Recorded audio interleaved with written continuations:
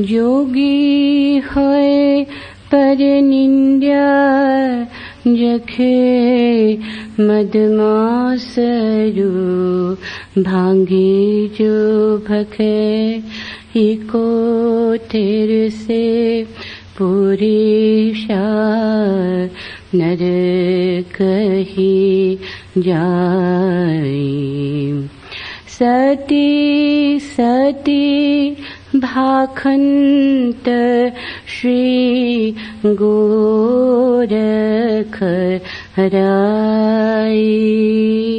सती सती भाखंत श्री गोरख राय। एकाएकी सिद्ध नाउ दुईरमती ते साधवा। चारी पंच कुटुंब नाउ 10 20 ते लस करा। महामा धरी महा माँ को मिटे सती का शब्द विचारी। नाना है जिनी सत गुरु खो जा। 3 सिर की पोट उतारी। 3 सिर की पोट उतारी। जे आसाते आपदा जे संसाते सुगम। गुरु मुख भी नान भाजसी गोरख ये दू जो बड़ रोग। जप थप जोगी संयम सार बाले कंद्रप किया छार। ये हा जोगी जग में जोय दूजा पेट भरे सब कोई। जोगी है पर निंद्या जखे मदमास अरु भांगे जो भखे। कैसे बोलो पंडिता देवा कौने ठाई। निज तत निहारता हमें तुम्हें नाही। कैसे बोलो पंडिता पखाण ची देवली। पखाण चा देव पखाण पूजिला कैसे फिटिला स्नेह। पखाणची देवली सरजीव तोडिला निर्जीव पूजिला। पापची करणी कैसे दूतर तीरिला। पखाणची देवली पखाणचा देव। तीर्थी तीर्थी स्नान करिला बाहर धोए कैसे भीतर बेदिला।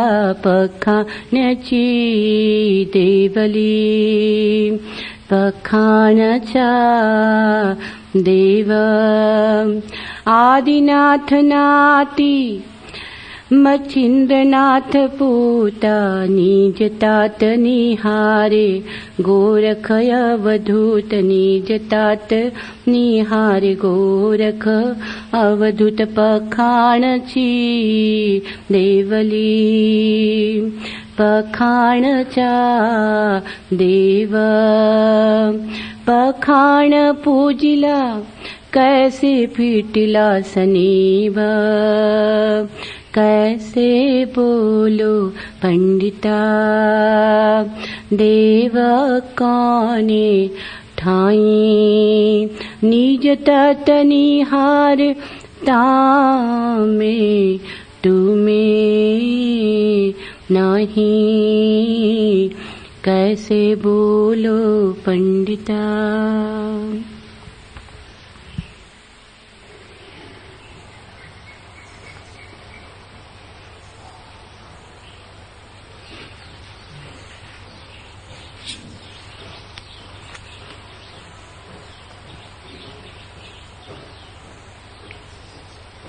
एक अदद उखड़ी सी जिंदगी, टांकते न टांकते आगे यूं चल देने में क्या तुक। रोना ही रोना आपा खोना, रोना कल्पना अकारत है।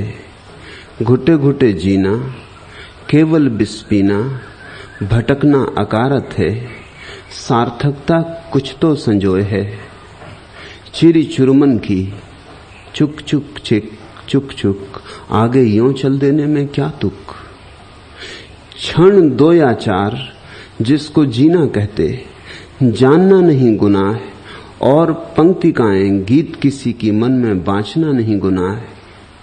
तेरी मन भाषा में ही गाते, भानु कांत रंजक अंजुम पिकसुक।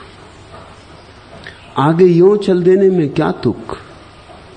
घेरे में जीवन आंखों पे पट्टियां, यातना निरंतरता, लीक लीक गाड़ी चाबुक दर चाबुक, भागना निरंतरता, मशीने करिश्मे कटचिट चिटपट, घरर कटचिट चिटपट। कुछ रुक, आगे यूं चल देने में क्या तुक। एक अदद उघड़ी सी जिंदगी, टांकते न टांकते आगे यूं चल देने में क्या तुक। मनुष्य चलता ही चला जाता है, बिना सोचे क्यों, बिना सोचे कहां से, बिना सोचे किस ओर। यही भी नहीं सोचता कि मैं कौन हूं, और भागा जाता है। ऐसी भागदौड़ का क्या परिणाम होगा, क्या हाथ लगेगा। आगे यूं चल देने में क्या तुक। थोड़ा रुको, एक बार पुनर्विचार करो। मैं कौन हूं, इस प्रश्न को जगने दो, क्योंकि इसी प्रश्न के गहन उतर जाने पर, तुम्हारे प्राणपण में इसी प्रश्न के तीर के चुभ जाने पर, जीवन का रहस्य अपना पर्दा उठाता है। लेकिन धर्म के नाम पर जो लोग मंदिरों मस्जिदों देवालयों में बैठ गए, वे भी रुके नहीं, वे भी चल रहे, उनकी दौड़ भी जारी है। तुम धन पाना चाहते हो, वे स्वर्ग पाना चाहते। तुम पद पाना चाहते हो, वे परमात्मा पाना चाहते। लेकिन चाह जहां है वहां विक्षिप्तता है, और जहां चाह है वहां प्रतिस्पर्धा है, और जहां चाह है वहां प्रतियोगिता है, पूरा बाजार है। जहां चाह है वहां भय, कहीं मैं हार ना जाऊं, कहीं दूसरा मुझसे पहले जीत ना जाए। जहां चाह है वहां निंदा है, विरोध है। जहां चाह है वहां संघर्षण है, वहां तनाव है। चाह के जाते ही जीवन में एक अपूर्व विश्राम आ जाता है। चाह के जाते ही पतझड़ के दिन गए, वसंत आया। धार्मिक कौन है? वह नहीं जिसने चाह बदल ली, बल्कि वह जिसने चाह समझ ली। चाह दौड़ाती है, बेतुक दौड़ाती है, व्यर्थ दौड़ाती है, निरर्थक दौड़ाती है, दौड़ने के लिए दौड़ाती है। फिर दौड़ना आदत हो जाती, आदमी दौड़े ही चले जाता है। जब तक कब्र में ना गिर जाए दौड़ जारी रहती, पहुंचता कहीं नहीं। सारी दौड़ के बाद हम केवल कब्र में पहुंच जाते, हाथ कुछ भी नहीं लगता, शायद कुछ लेके आए थे वह भी गमा बैठते।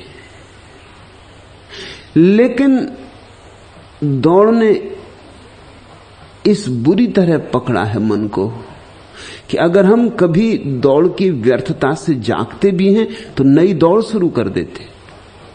जंजीरों में हम ऐसे बंध गए हैं कि कभी अगर जंजीरों की पीड़ा सालती है तो हम नई जंजीरें ढाल लेते। ये भी हो सकता है कि लोहे की जंजीरी की जगह तुम सोने की जंजीरें ढाल लो, और ये भी हो सकता है कि सोने की जंजीरों पर हीरे जवाहरात जड़ लो, मगर जंजीरें जंजीरें हैं। यहां सांसारिक तो बंधा ही हुआ है, यहां तथाकथित आध्यात्मिक लोग भी बंधे हुए हैं। मुक्त तो वही है जिसकी कोई चाह नहीं, जो परमात्मा को भी चाहता नहीं, जो स्वर्ग भी चाहता नहीं, जिसने चाह की व्यर्थता समझ ली कि चाह भटकाती है दौड़ाती, जिसने चाह की ज्वर ग्रस्तता समझ ली, जिसने चाह की विक्षिप्तता समझ ली, जिसने चाह को आंख भर देख लिया और चाह को गिर जाने दिया और नई चाह नहीं उठाई, जो ऐसा चाह शून्य हो जाता है उसे परमात्मा मिलता है, उसे मिला ही हुआ है। इधर गई चाह, उधर आंख खुली, इधर मिटी चाह, उधर परमात्मा अवतरित हुआ। छिपा ही था, बाट जो होता था कि चाह हट जाए तो आमना सामना हो जाए। तुम ही थोड़े उसके दरस परस को लालाए थे, वह भी तुम्हारे दरस परस को लालाए थे, लेकिन बीच में खड़ी चाह की एक दीवार। चाह का क्या अर्थ होता है? चाह का अर्थ होता है जैसा मैं हूं वैसा नहीं, मुझे कुछ और होना है। चाह का अर्थ होता है जहां मैं हूं यहां नहीं, मुझे कहीं और होना है। चाह का अर्थ है आज सुख नहीं है, सुख कल होगा।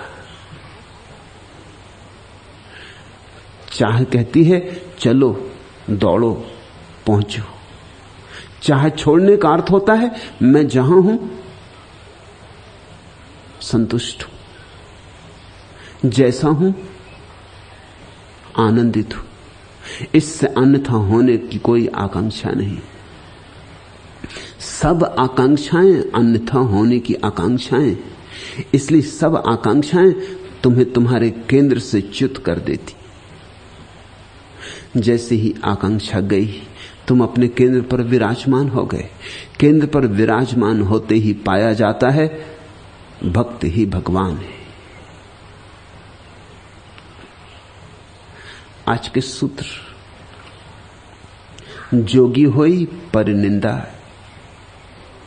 झपे, मद मास अरु मांग जो भखे, एक उत्तर से पुरिसा नरकई जाई, सती सती भाषंत श्री गोरख राई। जोगी होई पर निंदा झके, कहते हैं योगी होकर पर की निंदा करोगे तो योग खो गया। यहां कुछ बातें समझ लेनी जरूरी है। पहली बात, निंदा और आलोचना का भेद समझ लेना जरूरी है, क्योंकि आलोचना तो गोरख भी कर रहे, ये भी आलोचना के सूत्र है। ये कहना कि जोगी होई पर निंदा झके, मद मास अरु भांग जो भके, कि योगी होकर जो पराई की निंदा करेगा, मदमांस खाएगा, भांग पिएगा, ऐसे लोग हजारों की तादाद में नरक में पड़ते हैं। एक उत्तर से पुरिसा नरकई जाए, ऐसे लोग अनंत संख्या में नरक में पड़ जाते हैं। गोरख कहते हैं मैं तुमसे सच सच कह रहा हूं, सुन लो। आलोचना तो इसमें भी है, निंदा इसमें नहीं है। आलोचना और निंदा का भेद जरा बारीक है और समझ में ना आए तो भूल हो सकती। आलोचना तो बुद्ध ने भी की, महावीर ने भी की, आलोचना तो क्राइस्ट ने भी की, मोहम्मद ने भी की। ऐसा कोई सद्गुरु नहीं हुआ पृथ्वी पर जिसने आलोचना न की हो। भेद क्या है? आलोचना और निंदा का भेद सूक्ष्म है।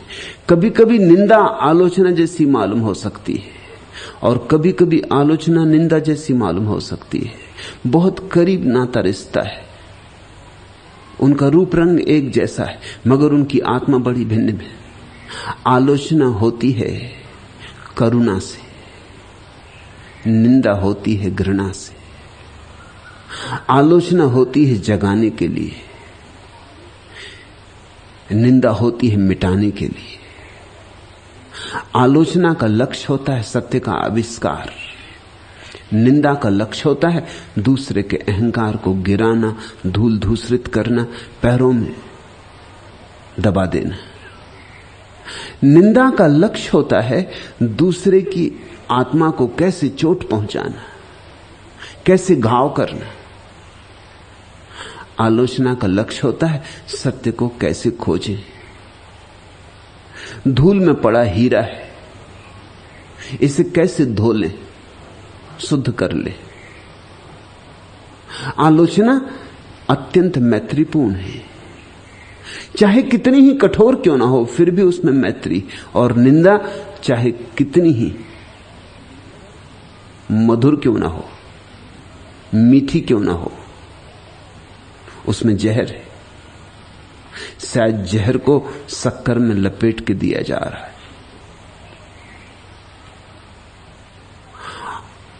निंदा उठती है अहंकार भाव से, मैं तुमसे बड़ा, तुम्हें छोटा करके दिखाऊंगा। आलोचना का कोई संबंध अहंकार से नहीं, आलोचना का संबंध मैं तू से नहीं है। आलोचना इस बात का अन्वेषण है कि सत्य क्या है, सत्य कैसा है। आलोचना बहुत कठोर हो सकती है, क्योंकि कभी कभी असत्य को काटने के लिए कृपाण का उपयोग करना होता है। असत्य की चट्टानें हैं तो सत्य के हथौड़े और छेनियां बनानी पड़ती। आखिर गोरख के पीछे आने वाले कबीर और भी धार रखते, तलवार पर और धार आ जाती। कबीर की चोट ऐसी है कि टुकड़े टुकड़े कर जाए, लेकिन तुम्हें नहीं टुकड़े टुकड़े कर जाए, तुम्हारे असत्य को। जब तुम चोर पर हमला कर दो तो निंदा, और जब तुम चोरी पर हमला करो तो आलोचना। जब तुम पापी को घृणा करने लगो तो निंदा, और जब तुम पाप को घृणा करो तो आलोचना।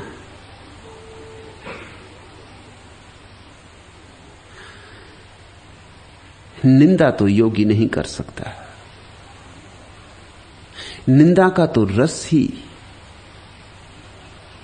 अत्यंत मूर्छित व्यक्ति में होता है।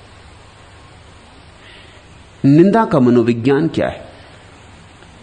दुनिया के अधिकतम लोग निंदा में पड़े होते। मनोविज्ञान क्या है? मनोविज्ञान बहुत सीधा साफ है। प्रत्येक व्यक्ति चाहता है कि मेरे अहंकार की प्रतिष्ठा हो, कि मैं सबसे बड़ा। इसको सिद्ध करना बहुत कठिन है। मैं सबसे बड़ा, यह बात सिद्ध करनी बहुत कठिन है, क्योंकि और भी सभी लोग इसी को सिद्ध करने में लगे। अरबों लोग एक ही बात को सिद्ध करना चाहते हैं कि मैं सबसे बड़ा। कितने लोग बड़े हो सकते हैं? इतना घमासान चलेगा, इसमें जीत करीब करीब असंभव। कौन जीत सकेगा?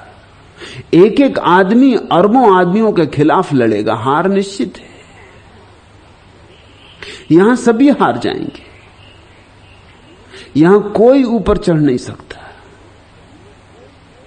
तो फिर एक सुगम उपाय खोजता है मन।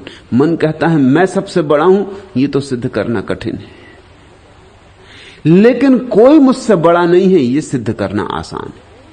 ख्याल रखना, किसी चीज की विधायकता को सिद्ध करना सदा कठिन होता है, नकारात्मक वक्तव्य सदा आसान होता है। जैसे अगर सिद्ध करना चाहो कि ईश्वर है तो बहुत कठिन बात है। जीवन को तपश्चर्या में अग्नि से गुजारना होगा, तब भी कब हो पाएगी ये सिद्धि कुछ पता नहीं, इस जन्म में, अगले जन्म में, जन्मों जन्मों में। लेकिन ईश्वर नहीं है ये सिद्ध करना हो तो अभी हो सकता है, इसमें कुछ अड़चन नहीं है। जरा सी तर्क कुशलता चाहिए बस। नास्तिक होना कोई बड़ी कुशलता की, बुद्धिमानी की बात नहीं है। बुद्धू से बुद्धू आदमी नास्तिक हो सकता है। तुर्गनेव की प्रसिद्ध कथा है महामूर्ख। एक गांव में एक महामूर्ख था। वो बहुत परेशान था क्योंकि वो कुछ भी कहता लोग हंस देते, लोग उसको महामूर्ख मान ही लिए थे। वो कभी ठीक भी बात कहता तो भी लोग हंस देते। वो सुकड़ा सुकड़ा जीता था, बोलता तक नहीं था। ना बोले तो लोग हंसते थे, बोले तो लोग हंसते थे, कुछ करे तो लोग हंसते थे, ना करे तो लोग हंसते थे। उस गांव में एक फकीर आया। उस महामूर्ख ने रात उस फकीर के चरण पकड़े और कहा कि मुझे कुछ आशीर्वाद दो, मेरी जिंदगी क्या ऐसे ही बीत जाएगी सुकड़े सुकड़े? क्या मैं महामूर्ख की तरह ही मरूंगा कि थोड़ी बुद्धि मुझ में आ जाए? उस फकीर ने कहा उपाय है, ये ले सूत्र, तू निंदा शुरू कर दे। उसने कहा निंदा से क्या होगा? फकीर ने कहा 7 दिन तू कर और फिर मेरे पास आना। उस महामूर्ख ने पूछा करना क्या है निंदा में? उस फकीर ने कहा कोई कुछ भी कहे, तू नकारात्मक वक्तव्य देना। जैसे कोई कहे कि देखो कितना सुंदर सूरज निकल रहा है, तू कहना इसमें क्या सुंदर है? सिद्ध करो सुंदर कहां है, क्या सुंदर है? रोज निकलता है, अरबों खरबों सालों से निकल रहा है, आंख का गोला है, सुंदर क्या है? कोई कहे कि देखो जीसस के वचन कितने प्यारे हैं, तू तत्क्षण टूट पड़ना कि क्या है इसमें प्यारा, कौन सी बात खूबी की है, कौन सी बात नई है? सदा से तो यही कहा गया है, सब पिटा पिटाया है, सब बासा है, सब उधार है, तू नकार ही करना। कोई सुंदर स्त्री को देख के कहे कितनी सुंदर स्त्री, तू कहना इसमें है क्या? जरा नाक लंबी हो गई तो हो क्या गया? कि रंग जरा सफेद हुआ तो हो क्या गया?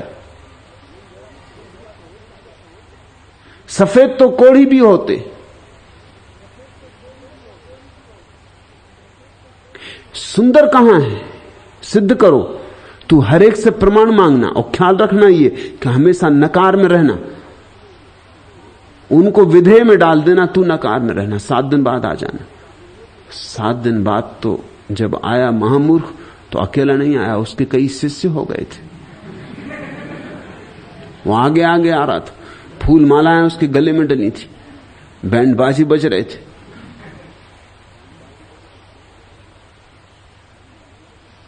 उसने फकीर से कहा कि तरकीब काम कर गई। गांव में एकदम सन्नाटा खिंच गया है। जहां निकल जाता हूं लोग सिर नीचा कर लेते। लोगों में खबर पहुंच गई है कि मैं महामेधावी, मेरे सामने कोई जीत नहीं सकता। अब आगे क्या करना है? अब आगे तू कुछ करना ही मत, बस तू इसी पे रुके रहना। अगर तेरे को मेधा बचानी, कभी विदेह में मत पड़ना। ईश्वर की कोई कहे तो तत्क्षण नास्तिकता प्रकट करना। जो भी कहा जाए तू हमेशा नकारात्मक वक्तव्य देना, तुझे कोई ना हरा सकेगा। क्योंकि नकारात्मक वक्तव्य को असिद्ध करना बहुत कठिन, विधायक वक्तव्य को सिद्ध करना बहुत कठिन।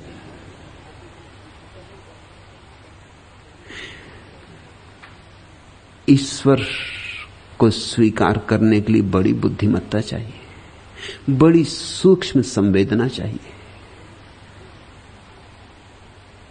हृदय का अत्यंत जागरूक रूप चाहिए। चैतन्य की निखरी हुई दशा चाहिए, भीतर थोड़ी रोशनी चाहिए, लेकिन ईश्वर को इंकार करने के लिए कुछ भी नहीं चाहिए।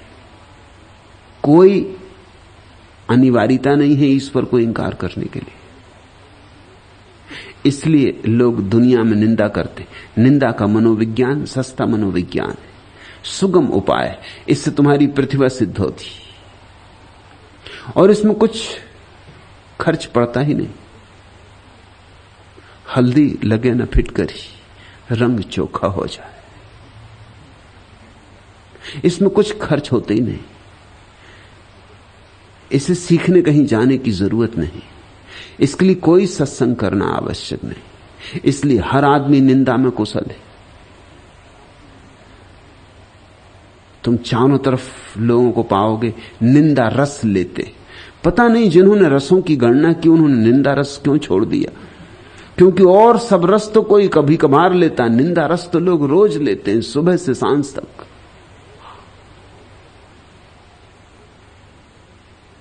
तुम अखबार पढ़ते हो इसलिए कि कुछ निंदा रस मिल जाए। जरा किसी की निंदा हो रही हो तुम एकदम चौकन्ने होकर सुनने लगते हो। तुम कैसे ध्यानस्थ हो जाते हो अगर कोई आके बताए कि पड़ोसी की स्त्री किसके साथ भाग गई। तुम भूल जाते हो सब संसार की बातें। उस क्षण ध्यान ऐसा लगता है, तुम खोद खोद के पूछने लगते हो कि कुछ और तो कहो, कुछ आगे तो बताओ, विस्तार में चलो जरा। ऐसे संक्षिप्त ना हो कहां भागे जा रहे हो, पूरी बात कह के जाओ। बैठो चाय पी लो।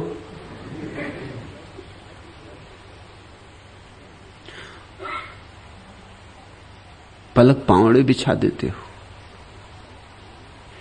जहां तुम्हें लगता है कि कुछ निंदा हो रही वहीं तुम्हें रस आता है। रस आता है क्योंकि दूसरा आदमी छोटा किया जा रहा है और उसके छोटे होने में एक भीतरी प्रतीति होती कि मैं बड़ा हूं। इसलिए अगर कोई भिखारी रास्ते पर केले के छिलके पर फिसल के गिर पड़े तो तुम्हें उतना रस नहीं आता जितना रस कोई सम्राट केले के छिलके के फिसल के गिर पड़े तो आए। दिल खुश हो जाएगा। जिसको मुल्ला नसरुद्दीन कहता है दिल का गार्डन गार्डन हो जाना, बाग बाग हो जाने का उसने अनुवाद किया। जब पहली दफा उसने मुझसे कहा मैं भी चौंका। मैंने उससे पूछा कि ये दिल का गार्डन गार्डन हो जाना क्या है। उसने कहा अरे बाग बाग हो जाना, ये उसका अंग्रेजी अनुवाद है। कोई बादशाह फिसल के गिर पड़े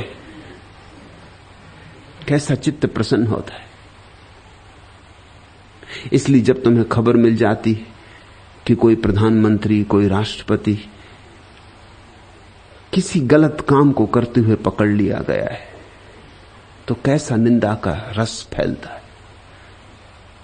क्या प्रयोजन है, किसको लेना देना होना चाहिए। कोई प्रधानमंत्री अगर किसी स्त्री के प्रेम में पड़ गया बस जैसे कि कोई बड़ी अनूठी बात हो गई। कितना रस फैलता है, कितने लोग उत्सुक हो जाते।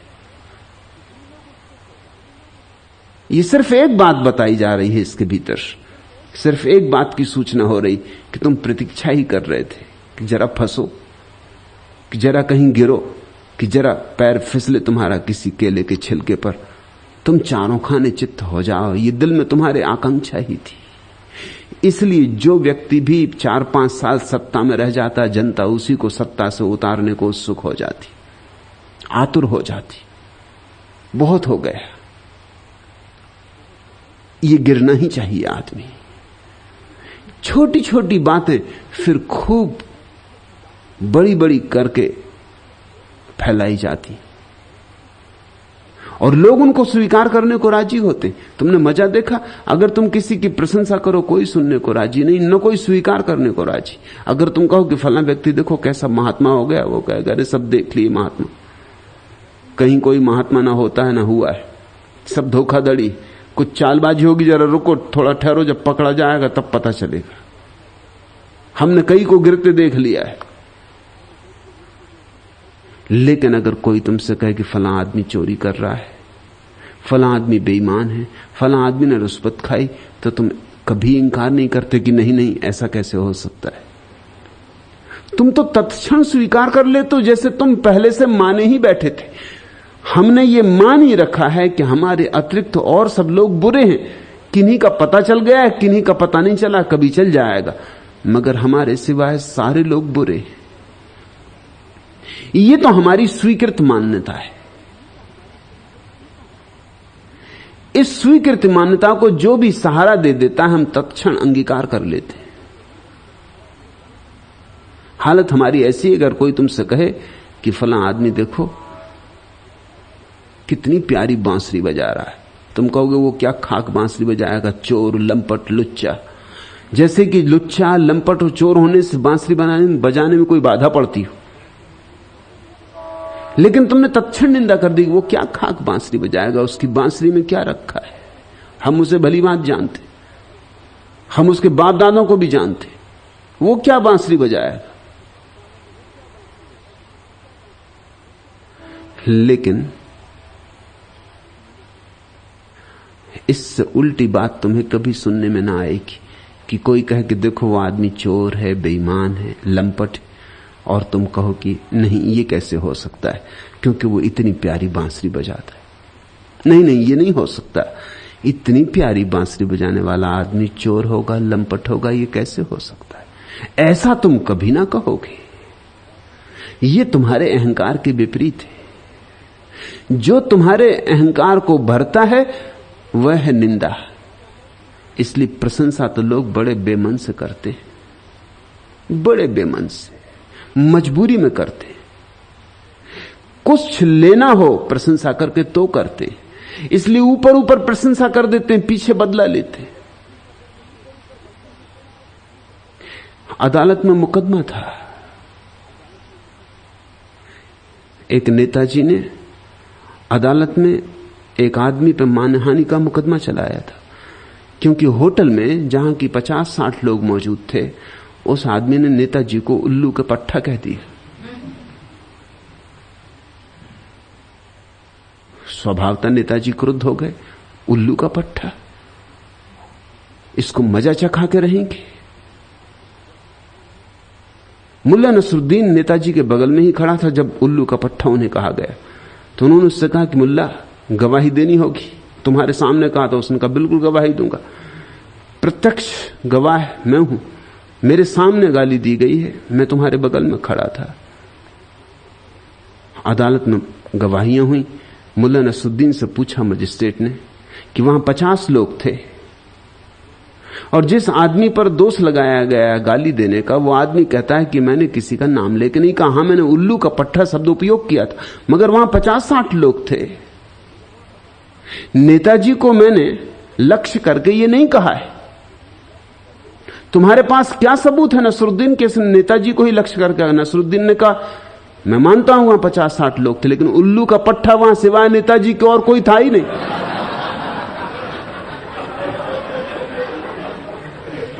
अब क्या करोगे? अपना गवाह भी ये कह रहा है।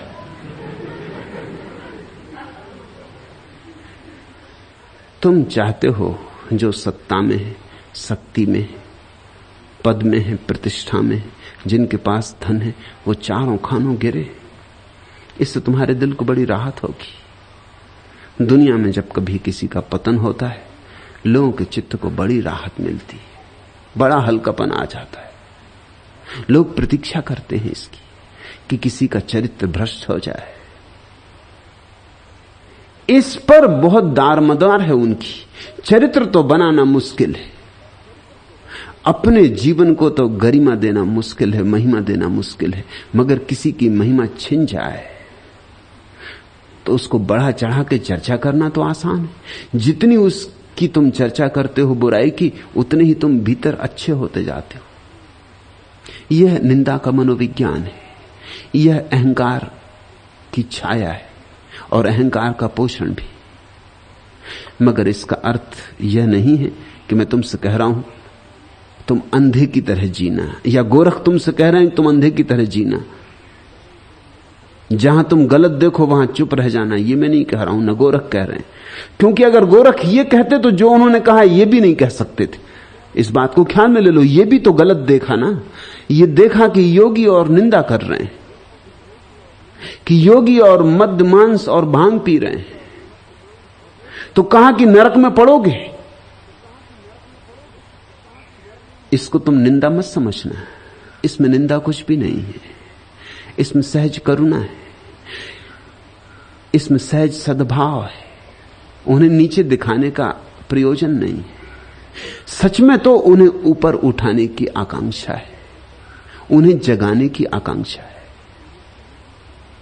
कभी कभी जगाने वाला भी दुश्मन मालूम पड़ता है। कभी कभी तो ऐसा हो जाता, तुम किसी से कह देते हो भाई सुबह मुझे उठा देना, ट्रेन पकड़नी 4 बजे की, और तुम तो 3 बजे उठते ही हो ब्रह्म मुहूर्त में, मुझे उठा देना। वो आदमी तुम्हें 3 बजे उठाने आया, तुम मन ही मन में गाली देते हो उस आदमी को जिसको तुमने ही कहा है कि 3 बजे उठा देना, कि ये बदतमीज आ गया,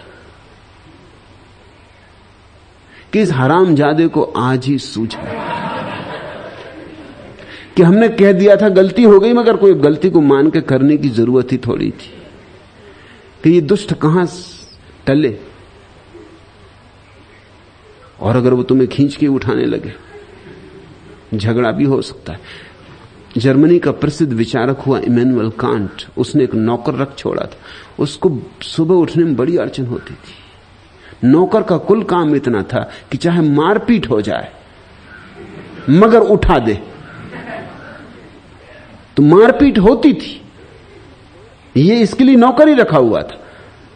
कई नौकर छोड़ के चले जाते थे कि ये क्या मामला है, पर वो कहता कि तुम्हें रखे ही इसीलिए, तुम फिक्र ही मत करना। मैं तुमसे ये तो नहीं कहता कि मैं मारूं तो तुम मत मारना, तुम भी मारना, मगर मुझे उठा के रहना। भिन्न भिन्न तरह के लोग हैं। अभी तो पश्चिम में इस तरह के विद्युत के कंबल बन गए जिनमें तुम अलार्म भर दो, घड़ी भी लगी रहती, और सुबह ठीक 5 बजे बिजली का शाख। जो नहीं उठ सकते उनके लिए इंतजाम करना पड़ेगा। लगा एक शाख और छलांग लगा के तुम बाहर हुए, क्योंकि साधारण अलार्म काम नहीं करते। लोग उनको बंद कर देते, घड़ी पटक देते, खुद की घड़ी, फिर बाद में पछताते हैं कि फूट गई है, 50 रुपए का नुकसान हो गया। खुद ने ही अलार्म भरा, खुद ही घड़ी पटक देते, उनके लिए इंतजाम करने पड़े। जगाने वाला प्रीतिकर नहीं लगता, क्योंकि उस समय तुम मधुर निद्रा में खोए हो सकता है कोई मीठा सपना देख रहे हो सकता है बिल्कुल अभी अभी बस क्लियोपेत्रा से मिलन ही होने वाला था,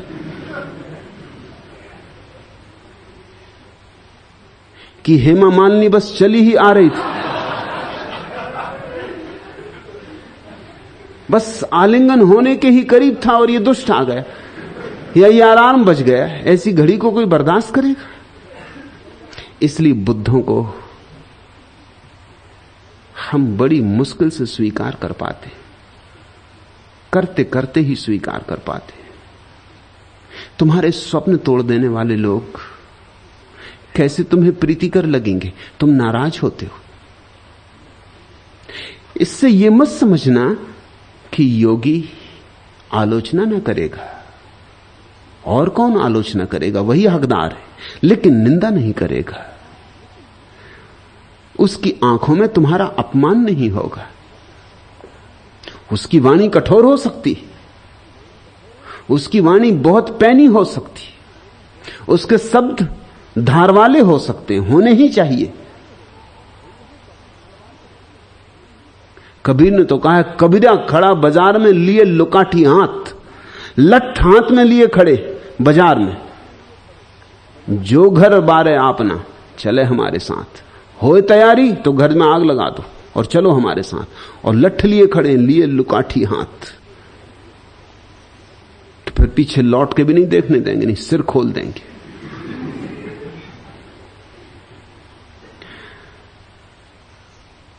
योगी कठोर हो सकता है, लेकिन कठोर होता है तुम्हारे दुर्गुण पर, तुम पर नहीं। तुम पर तो उसकी बड़ी अनुकंपा है, बड़ा प्रेम है। इसलिए कभी कभी अड़चन हो सकती है, कभी कभी तुम्हें भ्रांति हो सकती, पर साफ साफ भेद समझ लेना। जोगी होई पर निंदा झके, योगी होकर और दूसरे की निंदा करोगे। मद मांस अरु भांग जो भके, और अभी भी तुमसे मांस नहीं छूटा, मदिरा नहीं छूटी, और अभी भी तुम भांग और गांजा जैसे मादक पदार्थों में डूबते हो। एक बात ख्याल रखना, जो जागे हैं वो तुम्हारे शराब या मांस मदिरा के विपरीत किन्हीं और कारणों से हैं। तुम भी इनके विपरीत होते हो, लेकिन तुम्हारे कारण भिन्न। तुम कहते हो मदिरा मत पीना क्योंकि व्यर्थ पैसे की हानि होती, स्वास्थ्य खराब होता है, पत्नी बच्चे भूखे मरेंगे, इसलिए मत पीना। ये कोई कारण ज्यादा देर तक साथ देने वाले नहीं है। समझो कि तुम्हारे पास काफी सुविधा है और तुम्हारे मांस मदिरा पीने से, खाने से बच्चे पत्नी भूखे नहीं मर जाएंगे, तो फिर क्या अड़चन है? तो ये शिक्षा गरीबों के लिए होगी, अमीरों के लिए नहीं, उनके लिए कोई अड़चन नहीं होनी चाहिए। तो ये तो बड़ी सशर्त शिक्षा हो गई। ये शिक्षा कहती है कि शरीर खराब हो जाएगा, लेकिन शरीर तो खराब हो ही जाता है, दिन 2 दिन पहले के दिन 2 दिन बाद। इसका क्या मूल्य है? 70 साल में मरे कि 80 साल में मरे? अच्छा तो यही कि 70 साल में मर गए, 10 साल के लिए दूसरे को जगह खाली करके, दुनिया में जगह वैसे ही कम, भीड़ बढ़ती जाती, हाथ हिलाने की जगह नहीं रह गई। तुम जितनी जल्दी विदा हो जाओ उतना अच्छा। तो 10 साल ज्यादा जी गए, इससे कुछ दुनिया का हित नहीं है, न मनुष्य जाति का कोई कल्याण। फिर 10 साल पहले मरे कि 10 साल बाद मरे, फर्क क्या पड़ता है? 10 साल और रह जाते, कुछ लोगों को और चूसते, कुछ और धन इकट्ठा करते, तिजोरी में कुछ और भरते, लोग तुमसे और परेशान होते, और क्या होता? और तुम्हारी जिंदगी थी ही क्या? कोई तुक तो था नहीं, कोई संगति थी नहीं, कोई संगीत था नहीं। लंबा जी के भी क्या करोगे? ये तर्क कोई काम नहीं आने वाले, और फिर ये तर्क सही भी नहीं, क्योंकि शराब पीने वाले भी लंबे जीते देखे जाते। शराबी जल्दी नहीं मरते। अगर जल्दी मरना और देर से मरना यही प्रमाणिक हो तो बड़ी अड़चन हो जाएगी। शंकराचार्य 33 साल में मर गए। इसका क्या यह अर्थ होगा कि धर्म से सावधान? विवेकानंद 34 साल में मर गए। इसका क्या अर्थ होगा? इसका अर्थ यह होगा कि भाई बचना, धर्म इत्यादि में मत लगना। देखी विवेकानंद की क्या गति हुई, देखा शंकराचार्य बेचारे अभी होते होते जवान विदा हो गए। इस तरह कुछ उम्र नहीं बांटी जाती। मुरारजी देसाई को अभी किसी ने पूछा बीबीसी के इंटरव्यू में कि आप चर्चिल के संबंध में क्या कहते हैं, क्योंकि वो तो खूब पीता था, सिगरेट भी, शराब भी, मांस भी। ब्रह्म मुहूर्त में कभी उठता ही नहीं था, 9 और 10 बजे के पहले नहीं उठता था, लेकिन जिया तो खूब। तो मुरारजी देसाई ने कहा कि वह अपवाद है, और मुरारजी देसाई सोचते हैं कि वो जो लंबा जी रहे हैं वो जीवन जल पीने की वजह से, और चर्चिल अपवाद है।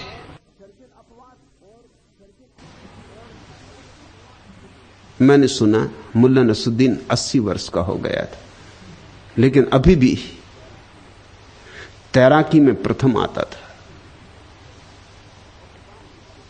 तो पत्रकार उसके घर गए जन्मदिन उसका मनाया जा रहा था 80वां। उन्होंने पूछा कि 80 वर्ष के तुम हो गए हो, तुम्हारा राज क्या है? तुम कैसे अब तक प्रथम तैराक जवान भी तुमसे हार जाते? तो उसने कहा, चूंकि मैंने कभी शराब नहीं पी, मांस नहीं खाया, स्त्रियों के पीछे नहीं भागा भटका, मैं किसी व्यसन में रहा ही नहीं, इस कारण।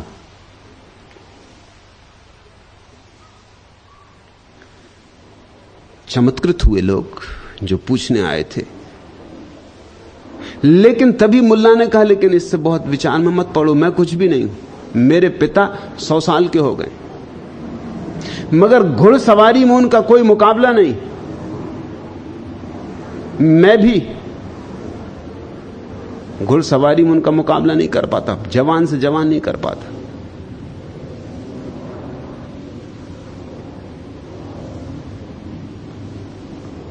और वे शराब भी पीते, क्षमा करना, मुल्ला ने कहा, वो शराब भी पीते, मांस भी खाते। तो पत्रकारों ने कहा, हम तुम्हारे पिताजी को मिलना चाहते। ये तो बड़ी हैरानी की बात है कि शराब भी पीते, मांस भी खाते, 100 साल के हो गए, घुड़सवारी में कोई मुकाबला नहीं कर सकता। तुम्हारा परिवार तो बड़ा अद्भुत मालूम होता है। पिताजी कहां हैं? उनके हम दर्शन करना चाहते। मुल्ला नसरुद्दीन कहा, यह नहीं हो सकेगा, क्योंकि पिताजी गए हैं मेरे दादा की बारात में। दादा की बारात? तो मुल्ला ने कहा, हां, मजबूरी थी। तुम्हारे दादाजी विवाह कर रहे हैं? उन लोगों ने पूछा। मुल्ला ने कहा, कर नहीं रहे, करना पड़ रहा है। स्त्री गर्भवती हो गई। दादाजी की उम्र कितनी है? 120 साल। क्या हिसाब लगाओगे? कैसे हिसाब लगाओगे? शराब पीने वाले खूब जीते। तुम इस तरह के तर्क देके किसी की शराब पीने से उसे नहीं बचा सकते। ये तर्क थोथे। इन तर्कों में कोई बल नहीं, इसलिए ये तर्क चलते रहते हैं और लोग शराब पीते रहते हैं, सिगरेट पीते रहते हैं, मांस खाते रहते हैं, सब चलता रहता है। ये तर्क भी चलते रहते हैं और बाकी सब भी चलता रहता है। इन तर्कों में और उनके जीवन व्यवहार में कोई संबंध कभी निर्मित नहीं होता। जब बुद्ध पुरुष कहते हैं, गोरख जैसे पुरुष कहते हैं कि मत पियो शराब, तो उनके कारण बहुत अन्य है। इसलिए नहीं कि तुम ज्यादा जी लोगे, ज्यादा जी के क्या करोगे, जीने में मूल्य ही क्या है। इसलिए भी नहीं कि स्वास्थ्य अच्छा रहेगा। स्वास्थ्य का कोई आध्यात्मिक मूल्य थोड़ी है। रुग्ण व्यक्ति भी परमात्मा को पा सकता है, और स्वस्थ व्यक्ति हो सकता है इसलिए परमात्मा को ना पा सके कि स्वास्थ्य के कारण संसार में उलझा रहता, कि अभी तो मैं स्वस्थ हूं, कर लेंगे राम का स्मरण अंत में, अभी तो भोग लें, 4 दिन की जिंदगी है, अभी तो मजा कर लें। नहीं, ये थोथे सिद्धांत किसी सहारे के नहीं है। फिर गोरख जैसे व्यक्ति क्यों कहते? उनके कहने का कारण बड़ा अनूठा, तुम चकित हो गए जानकर। मैं भी चाहता हूं तुम शराब से मुक्त हो जाओ, लेकिन मेरा कारण वही नहीं है जो मोरारजी देसाई का है। मैं भी चाहता हूं कि तुम शराब से मुक्त हो जाओ, क्योंकि एक और बड़ी शराब है। अगर तुम इसी में उलझे रहे तो उस बड़ी शराब को तुम कभी ना पी पाओगे। मैं तुम्हें असली मधुशाला में ले चलना चाहता हूं, इसलिए झूठी मधुशाला से छुड़ाना चाहता हूं। परमात्मा शराब है, और ऐसी शराब कि जिसने पी सदा के लिए पी ली, और ऐसी बेहोशी की आई तो आई, और ऐसी बेखुदी कि फिर कभी टूटती नहीं। ये तो तुम जो बाजार से खरीद के पी लेते हो, ये तो सांझ पी लोगे, सुबह टूट जाएगी, फिर वही के वही, फिर वही बेचैनी, फिर वही तनाव, फिर वही चिंताएं। थोड़ी देर को भुला सकते हो शराब में डुबा के, मगर मिटा ना सकोगे। एक ऐसी भी शराब है जहां चिंताएं मिट जाती। मैं तुम्हें वही शराब देना चाहता हूं। ध्यान शराब है, प्रार्थना शराब है, और जब कोई मंदिर जीवित होता है तो मधुशाला ही उसका ढंग होता है। मैं भी तुम्हें चाहता हूं कि शराब ना पियो, लेकिन मेरा कारण बड़ा उल्टा है। इसलिए चाहता हूं कि छोटी छोटी शराब में उलझे रहे तो बड़ी शराब कब पियोगे, असली शराब कब पियोगे। ये सड़क के किनारे गंदे डबरे पानी के जो भरे हैं, इन्हीं से जल पीते रहे तो मानसरोवर की यात्रा करनी है या नहीं करनी। उस स्वच्छ, इस फटिक जैसे स्वच्छ जल को कंठ के भीतर उतारना है या नहीं उतारना।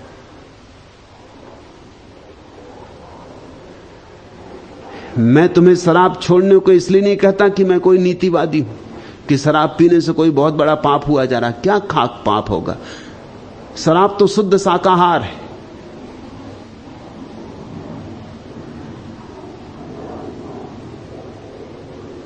अंगूर का निचड़ा हुआ रस, क्या पाप होने वाला है। अंगूर खाने से नहीं होता, शराब पीने से कैसे हो जाएगा। शराब पीने से तुम नरक में नहीं पड़ जाओगे, लेकिन हां, शराब पीने से तुम्हें स्वर्ग की शराब नहीं मिल पाएगी, उससे तुम वंचित रह जाओगे। मैं चाहता हूं कि तुम्हारे हाथ से कंकड़ पत्थर छूट जाएं, क्योंकि हीरों की खदान मौजूद है। तुम क्यों कंकड़ पत्थर से अपनी झोली भरते हो। मुरारजी देसाई और मेरे वक्तव्य में जमीन आसमान का भेद। उनकी दुश्मनी है तुम्हारे कंकड़ पत्थरों से। वो कहते हैं छोड़ो कंकड़ पत्थर, कंकड़ पत्थर बुरे। मैं कहता हूं कंकड़ पत्थर से मेरी कोई दुश्मनी नहीं, मगर हीरे जवारात हैं। तुम्हारी झोली कंकड़ पत्थर से भरी रही तो हीरे जवारात ऐसे ही पड़े रह जाएंगे, जिनको पा लेने का तुम्हें हक था, जो तुम्हें पाने ही चाहिए थे, जिनको बिना पाए तुम्हारी नियति कभी पूर्ण नहीं होगी। भेद ख्याल कर लेना, भेद बहुत बुनियादी। मैं भी तुमसे कहता हूं मांस छोड़ो, लेकिन इसलिए नहीं कि मांस खाओगे तो नरक जाओगे, इसलिए नहीं कि मांस खाओगे तो हिंसा हो जाएगी। इन सब छोटी बातों से मुझे कोई प्रयोजन नहीं है, क्योंकि अगर मांस खाने वाले सारे लोग नरक जाते तो जीसस नरक में होंगे, रामकृष्ण परमहंस भी नरक में होंगे, क्योंकि बंगाली का बिना मछली के चले, मछली भात के बिना चल ही नहीं सकता। रामकृष्ण परमहंस मछली तो खाते ही रहे, नरक में होंगे।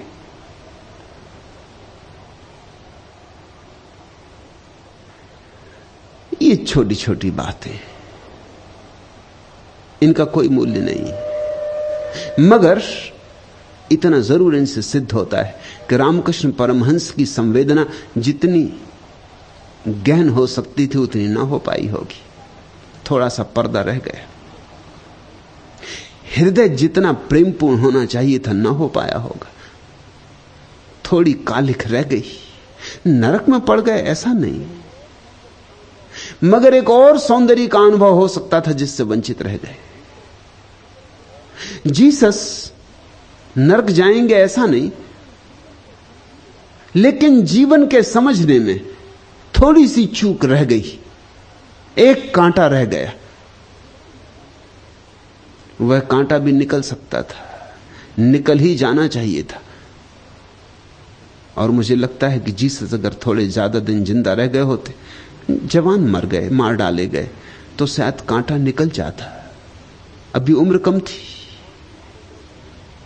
और सारे लोग मांसाहारी थे जिनके बीच वो पैदा हुए थे। थोड़ी उम्र पकती, थोड़ा बोध गहन होता, थोड़े परमात्मा का साक्षात्कार और सघन होता, तो निश्चित ही मांसाहार छूट जाता। क्योंकि अंतिम अवस्था में जिसे सब तरफ परमात्मा दिखाई पड़ने लगा, वह अपने भोजन के लिए किसी के जीवन की हत्या करेगा, यह सोचना असंभव है। तो मैं इसलिए नहीं कहता कि मांसाहार पाप है कि इस पाप के परिणाम में तुम्हें नरक भुगतना होगा, बल्कि इसलिए कहता हूं कि मांसाहार तुम्हारी संवेदनशीलता को कम करता है, तुम्हारी संवेदनशीलता की सूक्ष्मता छिन जाती है। तुम्हारे भीतर से जितना शुद्ध संगीत पैदा हो सकता है नहीं हो सकेगा। तुमने अपनी वीणा में बड़े मोटे और खुरदरे तार लगा लिए, संगीत तो होगा, गीत भी पैदा होगा, लेकिन मोटे और खुरदरे और सस्ते तार लगा लिए, जबकि महीन अभिजात सूक्ष्म तार उपलब्ध थे। तुमने अपनी वीणा के साथ दुर्व्यवहार कर लिया है। नहीं कि तुम नरक में पड़ोगे क्योंकि तुमने वीणा में खुरदरे तार लगा लिए।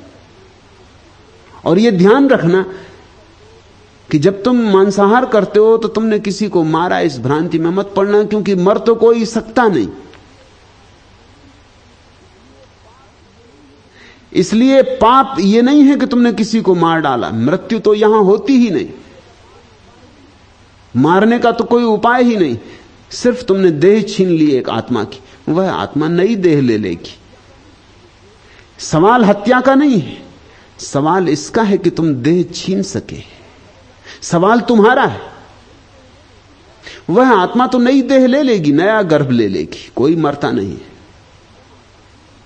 कृष्ण कहते ना हन्यते हन्य माने शरीरे, नहीं शरीर के मरने से उसकी मृत्यु होती। मगर सवाल तुम्हारा है। तुमने संवेदन शून्यता दिखलाई। तुम्हारे भीतर हार्दिकता नहीं है। तुम थोड़े पथरीले हो, तुम कोमल नहीं हो। और तुम कोमल नहीं हो तो तुम्हारे भीतर का कमल नहीं खिलेगा, या अधखिला रहेगा, या एक आध पखुरी अनखिली रह जाएगी। परम चित्त की अवस्था में मांसाहार असंभव है। और जो परम चित्त की अवस्था चाहते हैं उन्हें यह बोध रखना चाहिए। तो ठीक कहते गोरख, जोगी होई पर निद्रा झके, मद मास अरु भांग जो भखे, एक उत्तर से पुरुषा नरक जाई। ऐसे मैंने हजारों लोगों को नरक जाते देखा है। सती सती भासत श्री गोरख राय। मैं सच सच कह रहा हूं, किसी की निंदा नहीं कर रहा हूं, जो तथ्य है उतना ही निवेदन कर रहा हूं। और जो सच को सुन लेगा उसकी जिंदगी में क्रांति शुरू हो जाती। अब रही मुश्किल पड़ी, गाड़े दो काम, सांचे से तो जग नहीं, झूठे मिले न राम। जिसने सच को सुना, सच को समझा, उसके जीवन में क्रांति का क्षण आ गया। उसे एक बात दिखाई पड़ने लगेगी कि अगर सच की मान के चलूं तो राम मिल सकते, लेकिन जग अपने आप खो जाएगा। छोड़ना नहीं पड़ता, जग अपने आप खो जाता है। झूठ से तो राम नहीं मिलता, सच से जग नहीं मिलता। जिसको यह बात दिखाई पड़ गई उसे स्पष्ट चुनाव करना ही होता है। उसी चुनाव को मैं संन्यास कहता हूं। वह निर्णायक घटना है। एका एकी सिद्ध नाऊ, दो रमत ते साधवा, चारि पांच कुटुंब नाऊ, 10 बीच ते लश्करा। सिद्ध तो जानता है कि मैं अकेला हूं, और भीड़ में भी हो तो भी अकेला होता है। इसे तुम ऐसा समझो कि तुम अगर जंगल में भी बैठ जाओ तो तुम अकेले नहीं होते। तुमने देखा कि लोग जाते हैं, कहां जा रहे हैं, पहाड़ जा रहे हैं, मगर ले चले अपना ट्रांजिस्टर रेडियो साथ, रख लिए बहुत सी अखबार पत्रिकाएं खरीद के, ले चले पत्नी बच्चों को, मित्रों को साथ, कि अकेले क्या जाना। जा रहे हैं पहाड़, ले चले भीड़ भाड़, पूरा बाजार ले चले। और अगर कभी ये अकेले भी रह जाएं जाके पहाड़ पर तो भी अकेले नहीं होते। बैठे अकेले दिखाई पड़ते, मगर भीतर इनके मित्रों की स्मृतियां, पत्नी पति बच्चे परिवार धन दौलत दुकान बाजार सब घूमता रहता। तुम अकेले भी होते हो तो भीड़ में होते हो। सिद्ध वही है जो जहां भी हो अकेला हो, भीड़ में हो तो भी अकेला हो। क्योंकि सिद्ध का अर्थ है जिसने अपने भीतर का स्वभाव पहचाना। अकेले हम आए, अकेले हम जाएंगे, अकेले हम हैं। क्योंकि जैसे हम आए हैं वैसे ही हम हैं और वैसे ही हम जाएंगे। हमारा अकेलापन शाश्वत है। और हमने जो खेल रचा लिए हैं पति पत्नी के, हमने भावरें डाल ली हैं, हमने परिवार बसा लिए, वो सब भुलावे, वो खेल। गुड्डा गुड्डियों के खेल से ज्यादा मूल्य उनका नहीं है। खेलो जरूर, मैं नहीं कहता कि खेलना बंद कर दो, मगर स्मरण रखो कि खेल खेल है। एकाएकी सिद्ध नाव, जो एकाकीपन को अनुभव करता है वह सिद्ध है, उसका नाम सिद्ध है। जो साथ भी रहे तो भी अकेला ही होता है, उसका नाम सिद्ध है। दो रमत्ते साधवा, जिनको दो की जरूरत पड़ती, जो अकेले नहीं हो सकते, जो मैं और तू के बिना नहीं हो सकते, उनको कहा कि साधु समझ लेना। उनको भी साधु कहा, इतना भी क्या कम है कि दो से ही राजी, मन तो अनेक से भी राजी नहीं होता। जो एक पर पहुंच गया और अपने होने से राजी, वह सिद्ध। अब उसको कुछ पाने को नहीं बचा, उसकी कोई निर्भरता ना रही, उसकी कोई परतंत्रता ना रही। जो अभी कहता है कम से कम एक और चाहिए, फिर वह एक पत्नी हो, पति हो, मित्र हो, गुरु हो, शिष्य हो, एक चाहिए। वह एक चाहे परमात्मा ही क्यों ना हो। जब तक भक्त कहता है भगवान चाहिए, तब तक साधु से ऊपर नहीं उठ पाता। अभी द्वैत कायम है। तुम द्वैत को नई नई दिशाओं में कायम कर सकते हो। पति पत्नी का द्वैत, शिष्य गुरु का द्वैत, भक्त भगवान का द्वैत, मगर द्वैत कायम है। सिद्ध तो तुम तभी होगे जब अद्वैत हो जाए। तो भी तुम साधु हो, इतना भी क्या कम है कि तुम दो से राजी हो। यहां तो लोग हैं जो अनेक से राजी नहीं। अल्बर्ट कामू का एक पात्र कहता है कि मुझे अगर दुनिया की सारी स्त्रियां भी मिल जाएं तो भी मैं तृप्त नहीं हो सकता, क्योंकि मैं रास्ते पे गुजरता हूं, जो स्त्री मुझे दिखती लगता है इसी को पालूं। और ये जो कामू का पात्र कह रहा है, करीब करीब प्रत्येक मनुष्य के मन की दशा और दशा है। कितने से तुम तृप्त हो जाओगे?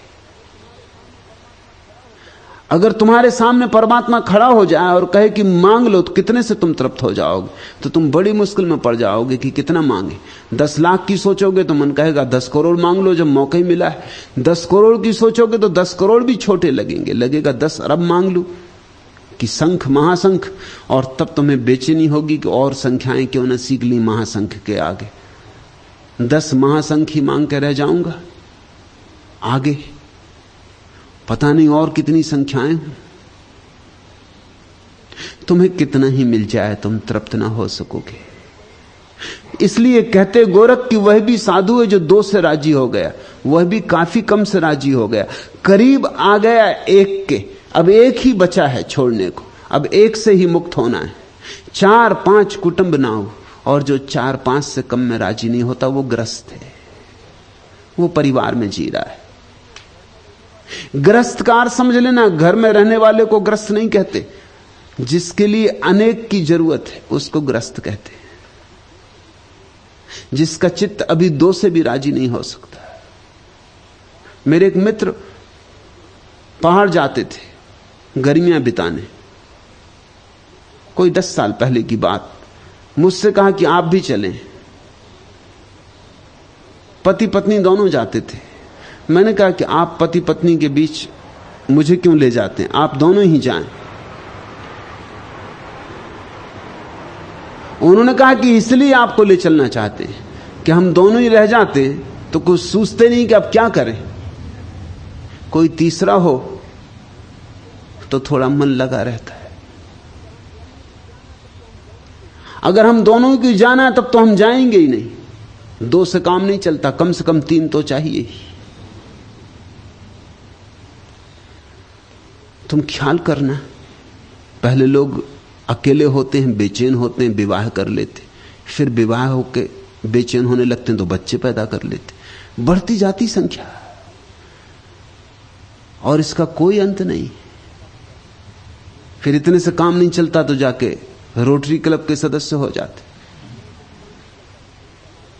इतने से भी काम नहीं चलता तो जनता पार्टी में सम्मिलित हो गए। कुछ ना कुछ भीड़ भाड़, उपद्रव, 10-20 ते लश्करा। और जो लोग 10-20 से भी राजी नहीं होते, फौज फांटा चाहिए जिन्हें, लश्कर चाहिए पूरा, ये संसारी है।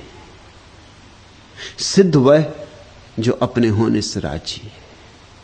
संसारी वह जिसको हजारों की भीड़ भी तृप्त नहीं करती, जो हमेशा भीड़ की तलाश कर रहा है। चले, कुंभ का मेला जा रहा है देखने। क्या करोगे कुंभ के मेले में? धक्का मुक्के खाने। जहां जितनी भीड़ हो वहां और भीड़ बढ़ जाती, क्योंकि कई लोगों को भीड़ का रस है।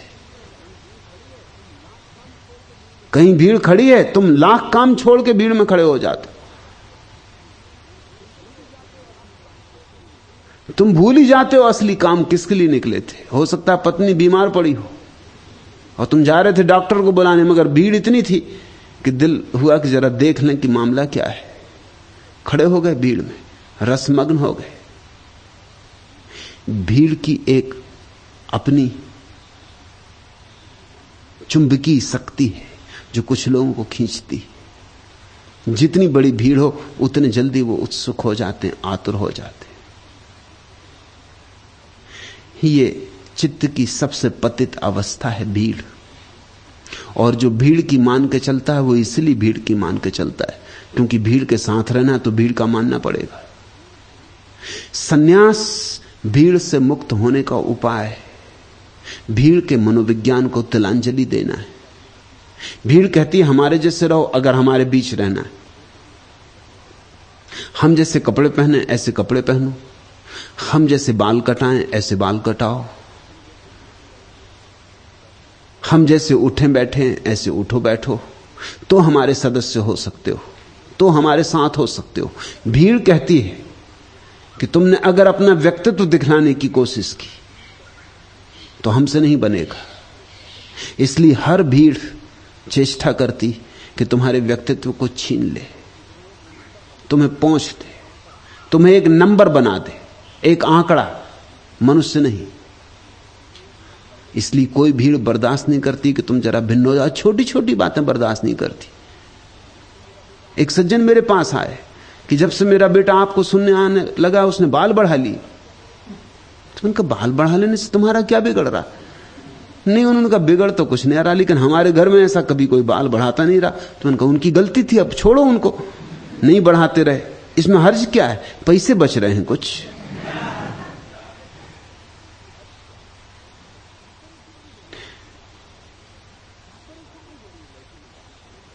क्या परेशानी हो रही? लड़के ने बाल बड़े कर लिए, परेशानी हो रही। उत्तर कुछ नहीं दे पाते कि परेशानी क्या हो रही, लेकिन परेशानी हो रही क्योंकि वो कुछ अनूठा हुआ जा रहा है, हमसे कुछ भिन्न हुआ जा रहा है। ऐसा हमारे घर में कभी हुआ नहीं। ढंग से बाल काटे जैसे कटने चाहिए। कौन तय करे कि कैसे कटने चाहिए? कौन है इस बात को मालिक तय करने वाला? मैंने उनसे कहा कृष्ण भगवान को पूछते हो? जरूर पूछते। मानते हो? मानते। उनके बाल तुम्हारे घर पैदा हो जाए तुम कहोगे हिप्पी, और अगर मोर मुकुट बांध लें फिर तुम्हारे बेटे की जरा सोचो, बाल माल बढ़ा के, पीत वस्त्र पहन के, रेशमी आभूषण इत्यादि पहन के, बांसुरी लेके, पांव पे पांव टेक के, और खड़ा हो जाए मोर मुकुट बांध के, फिर क्या करोगे? पूजा करोगे कि नहीं? कि दूसरे अर्थ में पूजा करोगे?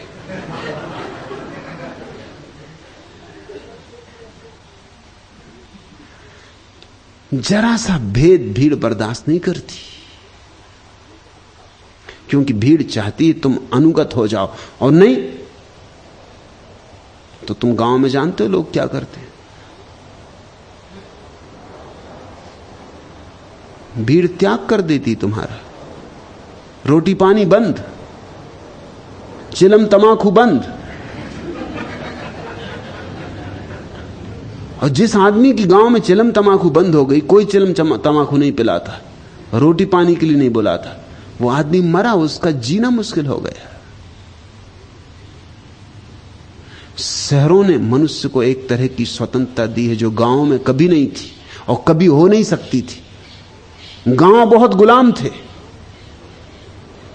दुनिया से गांव मिटने लगे तो दुनिया में स्वतंत्रता बढ़ी, क्योंकि गांव में बड़ी संघातक बात थी। सबसे बड़ा गांव का खतरा यह था कि गांव तुम्हें तिलांजलि दे सकता था किसी भी मौके पर, जरा सी बात और तुम्हें तिलांजलि दे दे, तुम्हारी जिंदगी दूभर हो जाए। किसके साथ उठो, किसके साथ बैठो, किससे बात करो, हुक्का पानी बंद, तुम्हारा जीना असंभव। तुमसे कोई बोलेगा नहीं, बात नहीं करेगा। गांव इतना छोटा कि कोई बात करे तो उसका भी हुक्का पानी बंद हो जाए, लोग तुमसे बच के निकल जाएंगे। लोग गांव की बड़ी प्रशंसा करते हैं बिना समझे बूझे। गांव बड़े परतंत्र थे, गांव बिल्कुल कारागृह थे। अब भी गांव कारागृह है। अभी भी गांव में कोई स्वतंत्रता नहीं। गांव में स्वतंत्रता हो नहीं सकती। स्वतंत्रता बड़े नगर में ही संभव है, जहां लोग इतने हों कि हुक्का पानी बंद न किया जा सके। कोई कर भी दे तो दूसरे लोग उपलब्ध होंगे जिनके साथ तुम बैठ सकोगे, बोल सकोगे। गांव इतने छोटे होते कि आसानी से नियंत्रण रखा जा सकता है। इसलिए भारत जैसे देश में अछूतों को तब तक मिटाना असंभव है जब तक गांव रहेंगे। और मजा ऐसा है कि महात्मा गांधी से लेके उनके पीछे चलने वाले सारे लोग सोचते हैं कि गांव ही रहने चाहिए, और साथ में वो चाहते हैं अछूत भी मिट जाएं। अछूत मिट नहीं सकते गांव में। गांव में असंभव है अछूत का मिटना, कोई उपाय नहीं। वो पानी भी नहीं पी सकता गांव के कुएं से, गांव के मंदिर में जा भी नहीं सकता। शहर में मिट जाता है। शहर में कौन पता चला सकता है कि अछूत मंदिर में आ गया? कोई अछूत के ऊपर चेहरे पर सील तो नहीं लगी। दुनिया में जो काम बुद्ध महावीर नहीं कर पाए वो छोटी छोटी चीजों ने कर दिया। जैसे रेलगाड़ी, बुद्ध महावीर नहीं कर पाए ये काम जो रेलगाड़ी ने कर दिया। अछूत तुम्हारे बगल में बैठा है मस्त, तुम कुछ कर नहीं सकते। उसने भी टिकट ली, अब करो तो करो क्या? और पक्का पता भी तो नहीं चलता कि वो अछूत है। और हो सकता है तुमसे भी ज्यादा ढंग से कपड़े पहने हो, और तुम बीड़ी पी रहे हो, वो सिगरेट पी रहा हो। क्या करोगे? अब ट्रेन में भूख भी लगेगी तो तुम खाना खाओगे। अछूत बगल में बैठा, वो और सड़क के बैठ जाएगा, वो और धक्के मारेगा। तुम कुछ कर नहीं सकते। मैं तुमसे कहता हूं कि जो बुद्ध महावीर नहीं कर पाए, बहुत कोशिश की बुद्ध महावीर ने का अछूत मिट जाए, नहीं मिट सके। वो रेलगाड़ी ने कर दिया। गरीब रेलगाड़ी काम करके दिखा गई, क्रांति ला दी उसने। जो काम मंदिर नहीं कर सके होटलों ने कर दिया।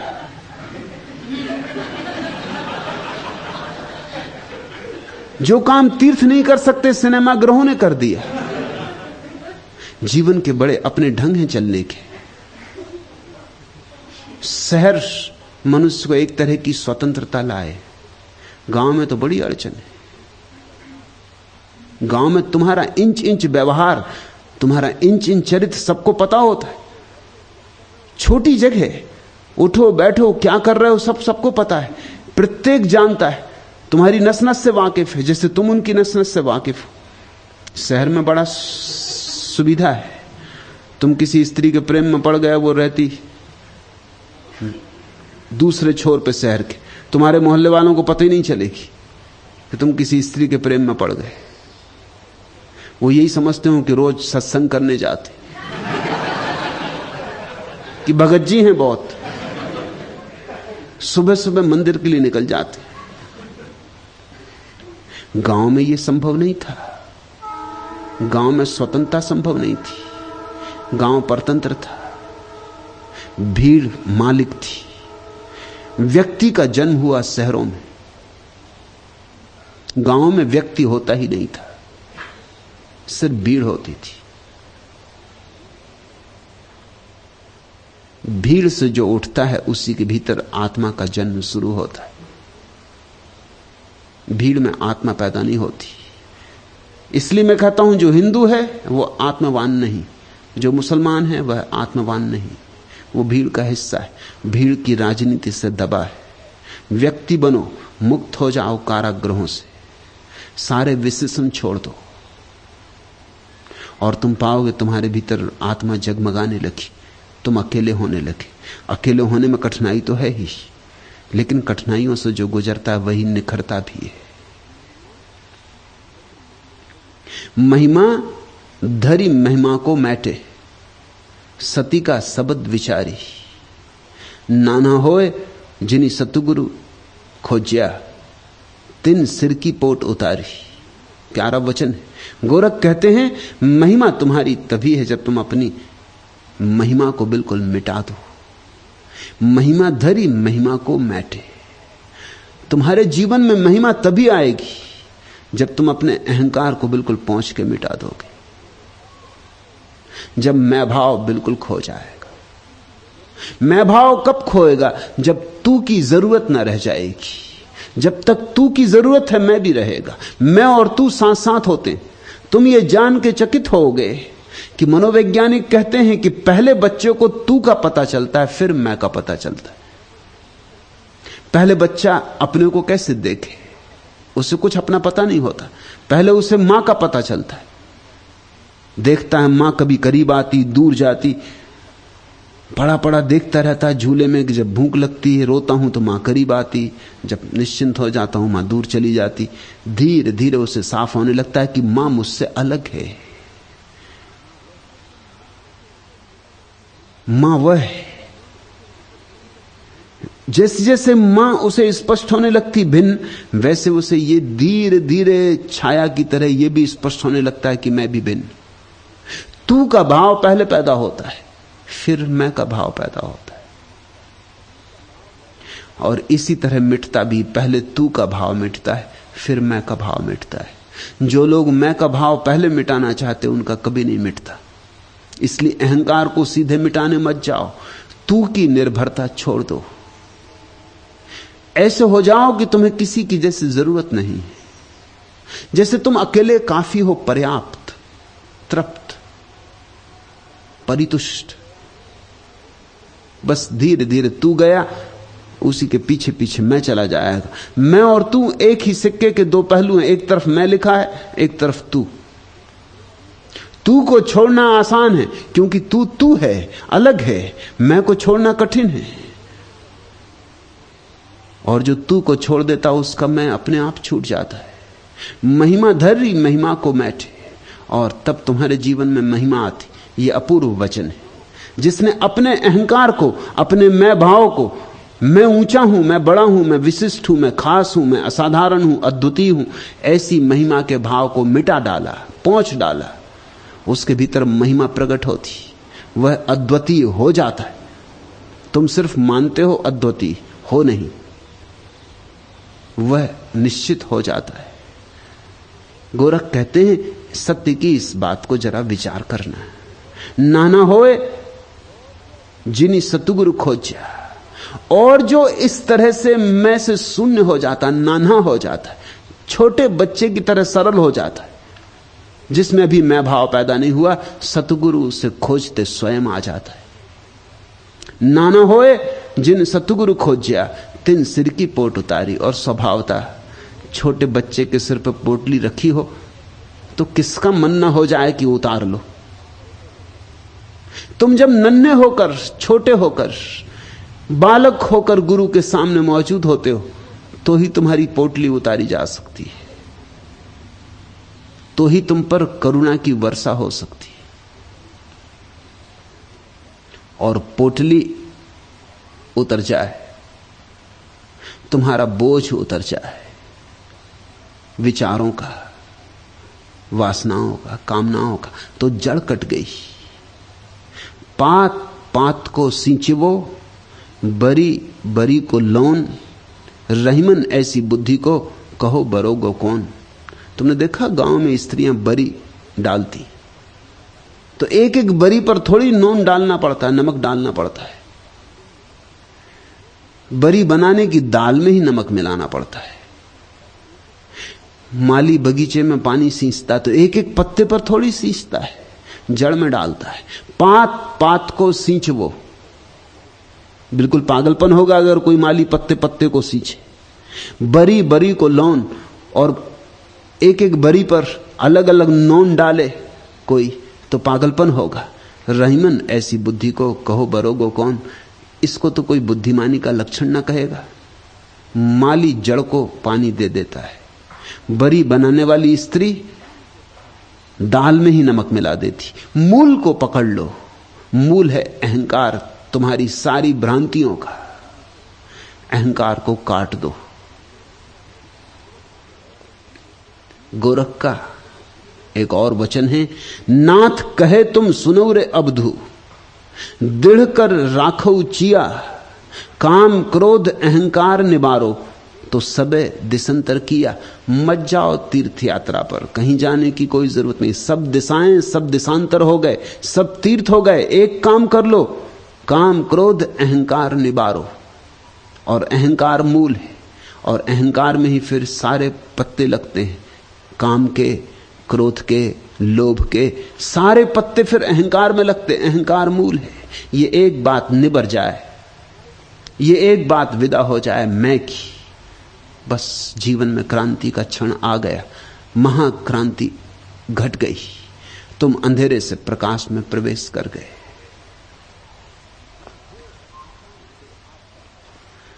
जे आशा ते आपदा, जे संसा ते सोग।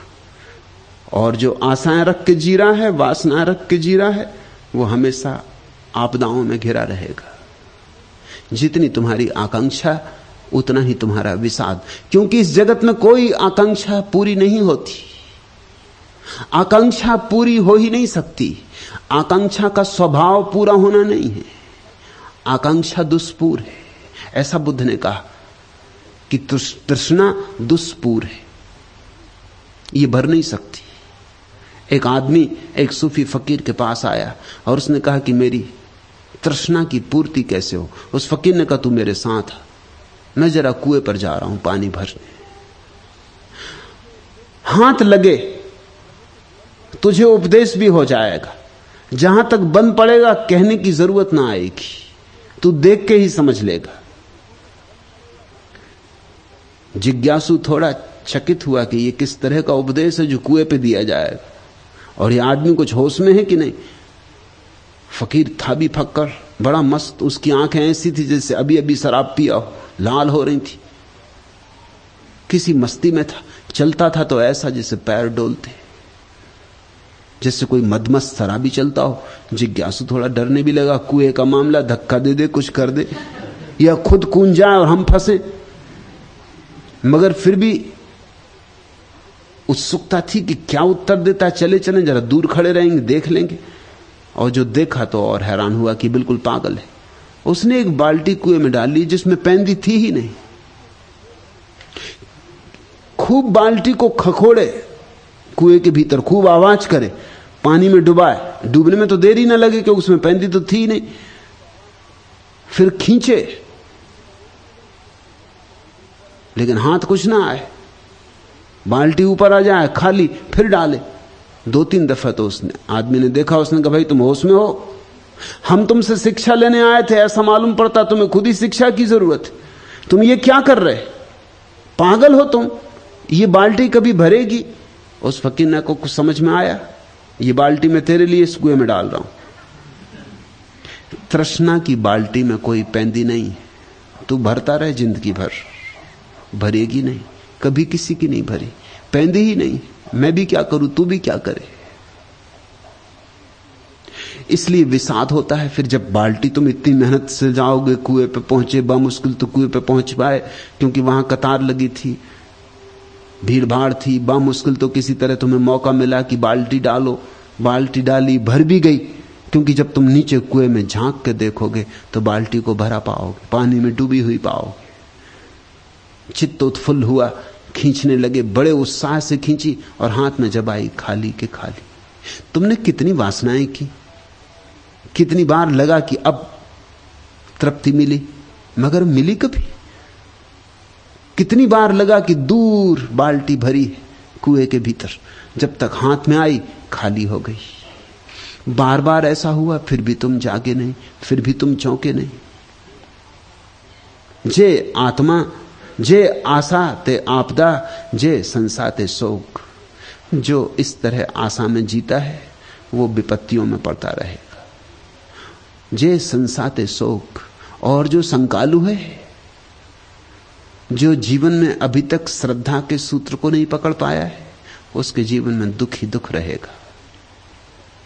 संदेह कभी भी सुख पैदा नहीं कर सकता, क्योंकि संदेह दुविधा है, डमाडोलपन है, चित्त का खंड खंड होना है। श्रद्धा में चित्त इकट्ठा हो जाता है, एकजुट हो जाता है, अखंड हो जाता है, और अखंड चित्त का ही स्वभाव आनंद है। गुरुमुख बिना न भाजसी, गोरख ये दुनिया बड़ रोग। ये दोहरे किस्म का जो रोग है, आशा का और संशय का,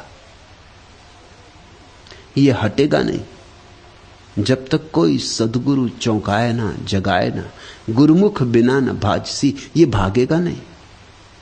ये तो कोई सदगुरु अपने प्रकाश में तुम्हें आमंत्रित कर ले, अपने आभा मंडल में तुम्हें सम्मिलित कर ले, अपने भीतर तुम्हें देखने का मौका दे दे, और तुम वहां देखो जलता हुआ प्रकाश और आनंद की होती वर्षा और अमृत का स्वाद। तो तुम्हें सब समझ में आ जाए कि ये कैसे घटा। श्रद्धा से घटा। ये कैसे घटा? ये वासना शून्य होने से घटा। जैसा मैंने कहा कि मैं और तू एक ही सिक्के के दो पहलू हैं, वैसे ही वासना और संदेह एक सिक्के के दो पहलू हैं। वैसे ही श्रद्धा और आनंद एक सिक्के के दो पहलू हैं। ये चीजें साथ साथ चलती, मगर कैसे जानोगे कि श्रद्धा और आनंद एक सिक्के के दो पहलू हैं? किसी में घटी हो घटना, उसी के पास बैठ के जान सकोगे। जब तक जोगी संजम सार, बाले कंद्रप किया छार। एहा जोगी जग में जोय, दूजा पेट भरे सब कोय। ये सारे जप तप का, सारे संयम का सार है सत्संग। इसके बिना कुछ भी नहीं हो सकता। इसके बिना तुम जो भी करोगे वो अंधे आदमी का टटोलना है। वो अंधा आदमी जैसे तीर चला रहा हो, न उसे तीर दिखाई पड़ रहा है, न उसे लक्ष्य दिखाई पड़ रहा है। अंधेरे में चलाएगा तीर कहीं लगते, और लग भी जाए तो उनका कोई मूल्य नहीं है। जब तक जोगी संयम सार। सत्संग से ही एक संयम का आविर्भाव होता है, जो कि सब जप और तप का सार है। संयम शब्द को समझना। संयम शब्द बड़ा विकृत हो गया है लोगों के हाथों में। तुम आमतौर से त्यागी को संयमी कहते हो, जो गलत है। न तो भोगी संयमी है, न त्यागी संयमी है, दोनों असंयमी है। एक भोग की दिशा में असंयम कर रहा है, दूसरा त्याग की दिशा में असंयम कर रहा है। संयमी तो मध्य में होता है। संयम शब्द का ही अर्थ होता है मध्य में, संतुलित, समभाव में। एक आदमी बहुत खा रहा है, ये असंयमी है, और एक आदमी बहुत उपवास कर रहा है, ये भी असंयमी है। ये दूसरे छोर पर असंयमी है। लेकिन जो सम्यक आहार करता है, जितना जरूरी है उतना खा लेता, न कम न ज्यादा, वह संयमी है। संयम शब्द जीवन के संगीत का सूचक है। संयम संगीत है जीवन वीणा का। तार न तो बहुत कसे हों और न तार बहुत ढीले हों। ऐसा जोगी जग में जोए। ऐसा ही योगी कहीं कोई मिले तो देखने योग्य है, जो संयमी हो, न भोगी न त्यागी। यही अड़चन है मेरे साथ, मेरे सन्यासियों के साथ। उनको मैं त्यागी बनने को नहीं कह रहा हूं, और तुमने सदियों से यह समझा है कि त्यागी संयमी होता है, इसलिए तुम सोचते हो कि मैं अपने सन्यासियों को संयम नहीं सिखा रहा हूं। मैं उन्हें संयम ही सिखा रहा हूं। मैं उनसे कह रहा हूं भोग से थोड़े हटो, त्याग की तरफ मत झुक जाना। भोग है बाएं, त्याग है दाएं, सत्य है दोनों के मध्य में, अत्यंत मध्य में, मध्यम निकाय है। वही है स्वर्ण पथ, बीच में रहना। रहना संसार में, पर ऐसे रहना जैसे संसार तुम में बिल्कुल ना हो। बैठना बाजार में और होना ध्यान में।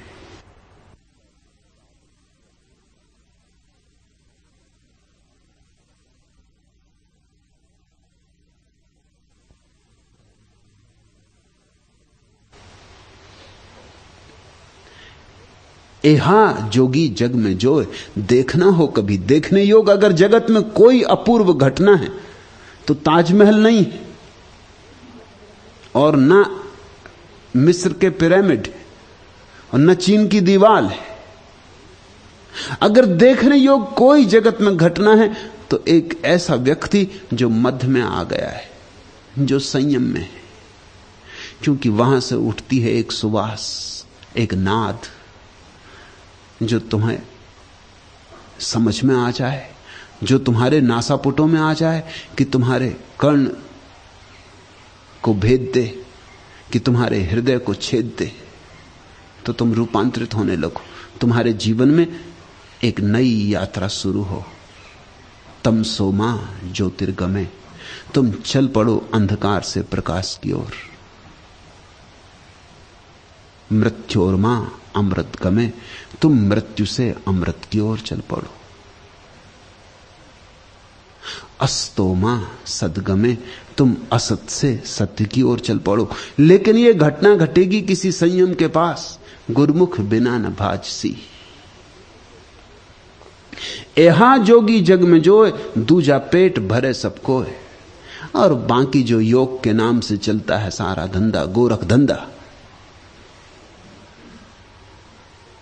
वह तो पेट भरने की तरकीब है, उससे ज्यादा कुछ भी नहीं। तो तुम देख सकते हो तुम्हारे अखंडानंद, पखंडानंद इत्यादि इत्यादि, कुल काम इतना है कि पेट बड़ा होता जाए। जितनी बड़ी तोंद उतना बड़ा योगी, ऐसा लगता है परिभाषा। सबको मात कर दिया है गणेशपुरी के बाबा मुक्तानंद के गुरु नित्यानंद ने। उनकी तस्वीर देखी, उनकी तस्वीर देखना और फिर पढ़ना ये गोरख का वचन, दूजा पेट भरे सबको। पेट तुमने बहुत देखे होंगे मगर नित्यानंद का कोई मुकाबला नहीं।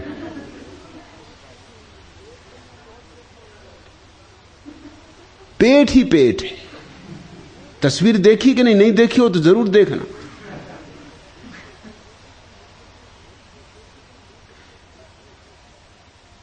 लोग बस भरे जा रहे हैं और इनको तुम सन्यासी कहते हो, महात्मा कहते हो। संयम एक संगीत है। संयम एक अपूर्व कला है। जबरदस्ती का नाम संयम नहीं है, सहजता का नाम संयम है।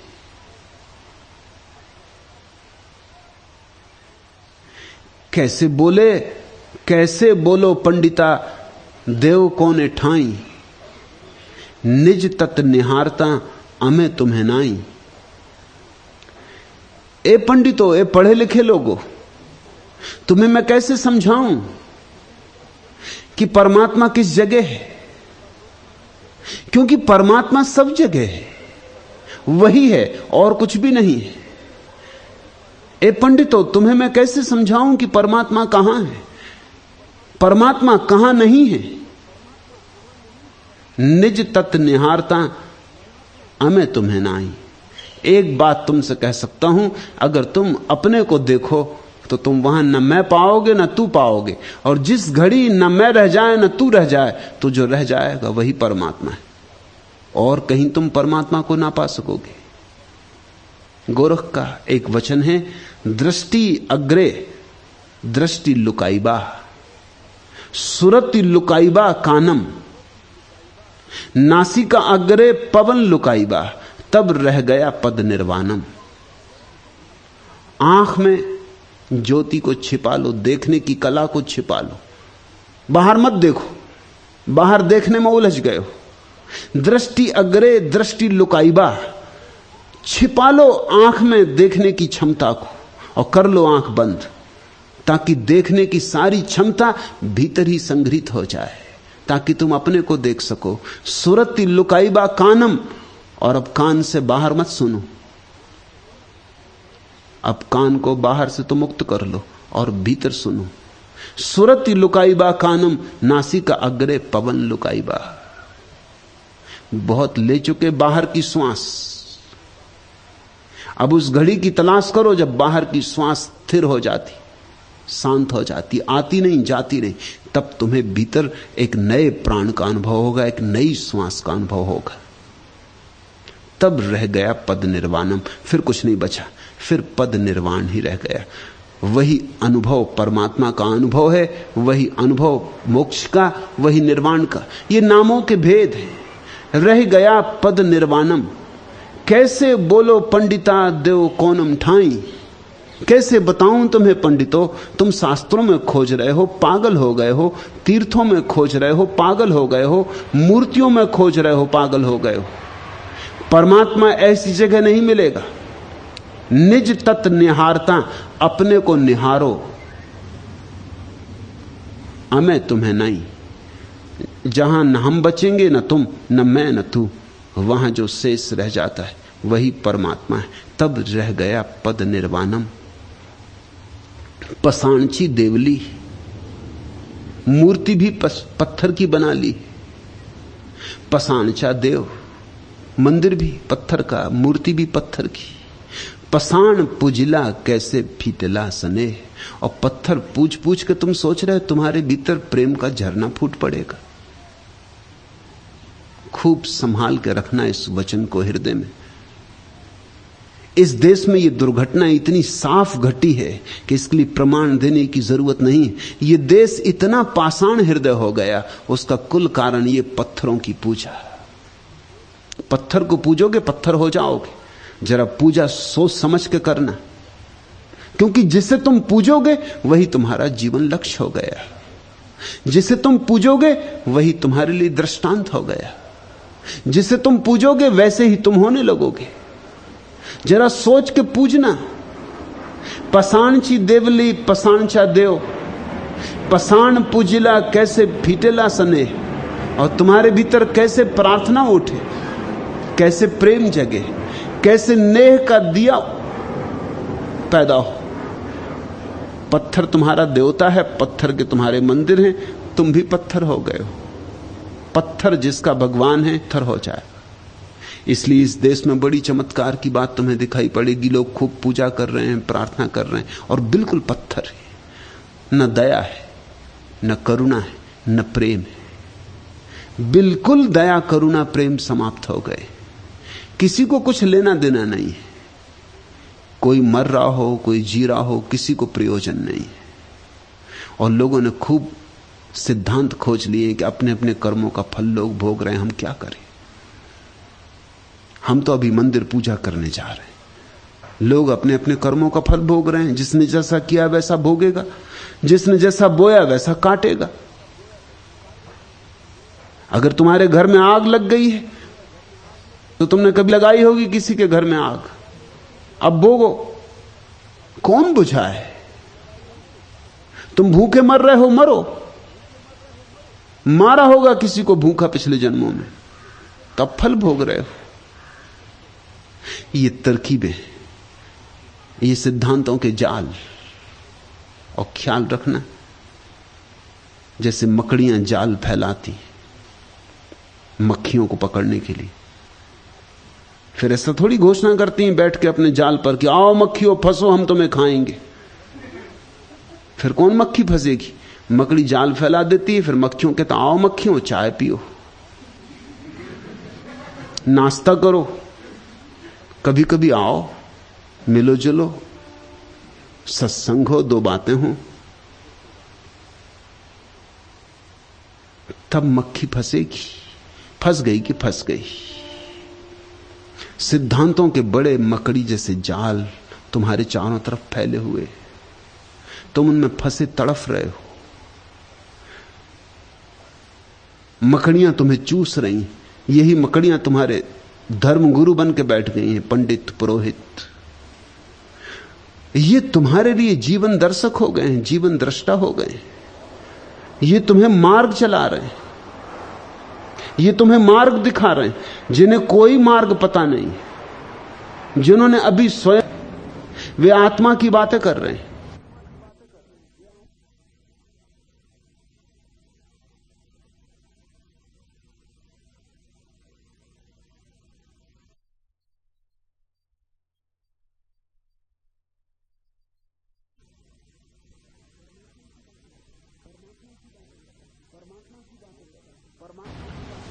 परमात्मा की बातें कर रहे हैं। कोरे शब्द हैं, थोथे शब्द हैं, उन शब्दों में श्वास नहीं है और न हृदय धड़कता है। पाषाणची देवली पसाणचा देव, पसाण पूजिला कैसे फीटेला सने, सरजीव तोड़िला निर्जीव पूजिला। तुम देखते हो ना, लोग फूल तोड़ लेते हैं, जिंदा फूल अभी खिला था, अभी हवाओं में नाचता था,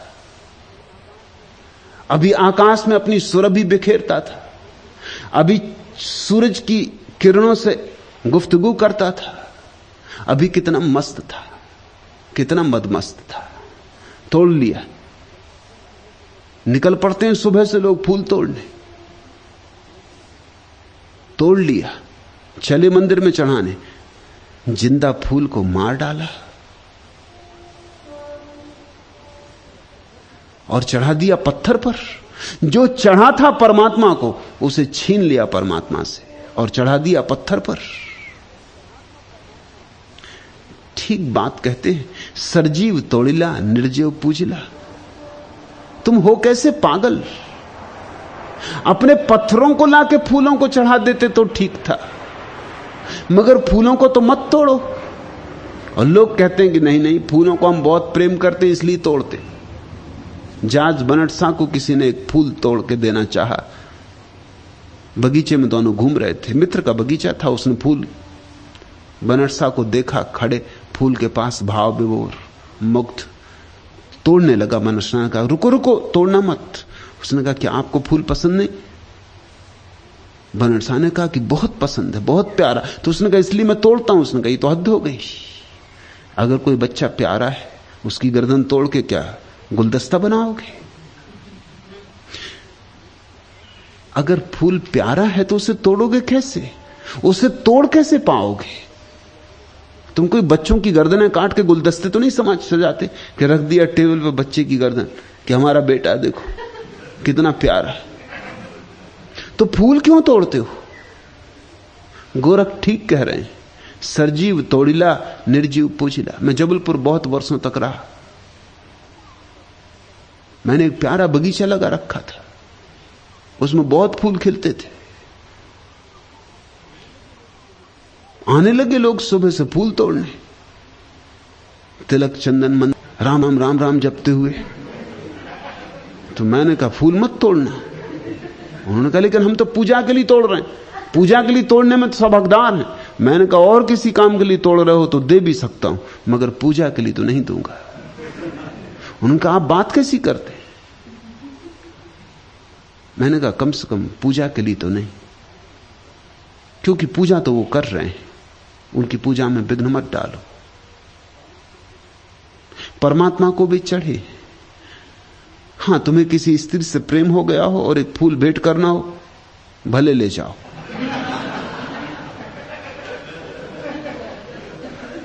कम से कम जिंदा को तो चढ़ाओगे।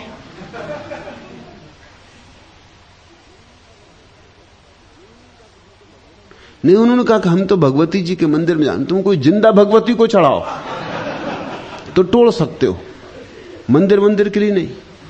तो मैंने एक तख्ती लगा छोड़ी थी कि सिर्फ पूजा के लिए छोड़कर और किसी भी काम के लिए तोड़ना हो तो तोड़ लेना, मगर पूजा की बात बर्दाश्त नहीं की जा सकती। इस बगीचे में भी फूल खिलते हैं, वो अपने खिल के वहीं मुरझा जाते, वहीं से चढ़े परमात्मा को। उनको तोड़ना क्या है? सरजीव तोड़िला निर्जीव पूजिला, पापची करनी कैसे उतर दिला। ये दुस्तर सागर को कैसे तिर पाओगे इन थोथी बातों से, इन व्यर्थ के कामों से, इन मूर्छित कृत्यों से। तीरथ तीरथ स्नान करीला, कितने तीर्थों का स्नान कराए हो। बाहर धोए कैसे भीतर भेदीला, और बाहर से धो लिया शरीर को, इससे भीतर कैसे भेदेगा। भीतर को कब धोओगे? भीतर तो एक ही तीर्थ पर धुलता है, कहीं सत्संग का तीर्थ मिले। सत्संग में ही सरोवर है जहां भीतर का स्नान होता है।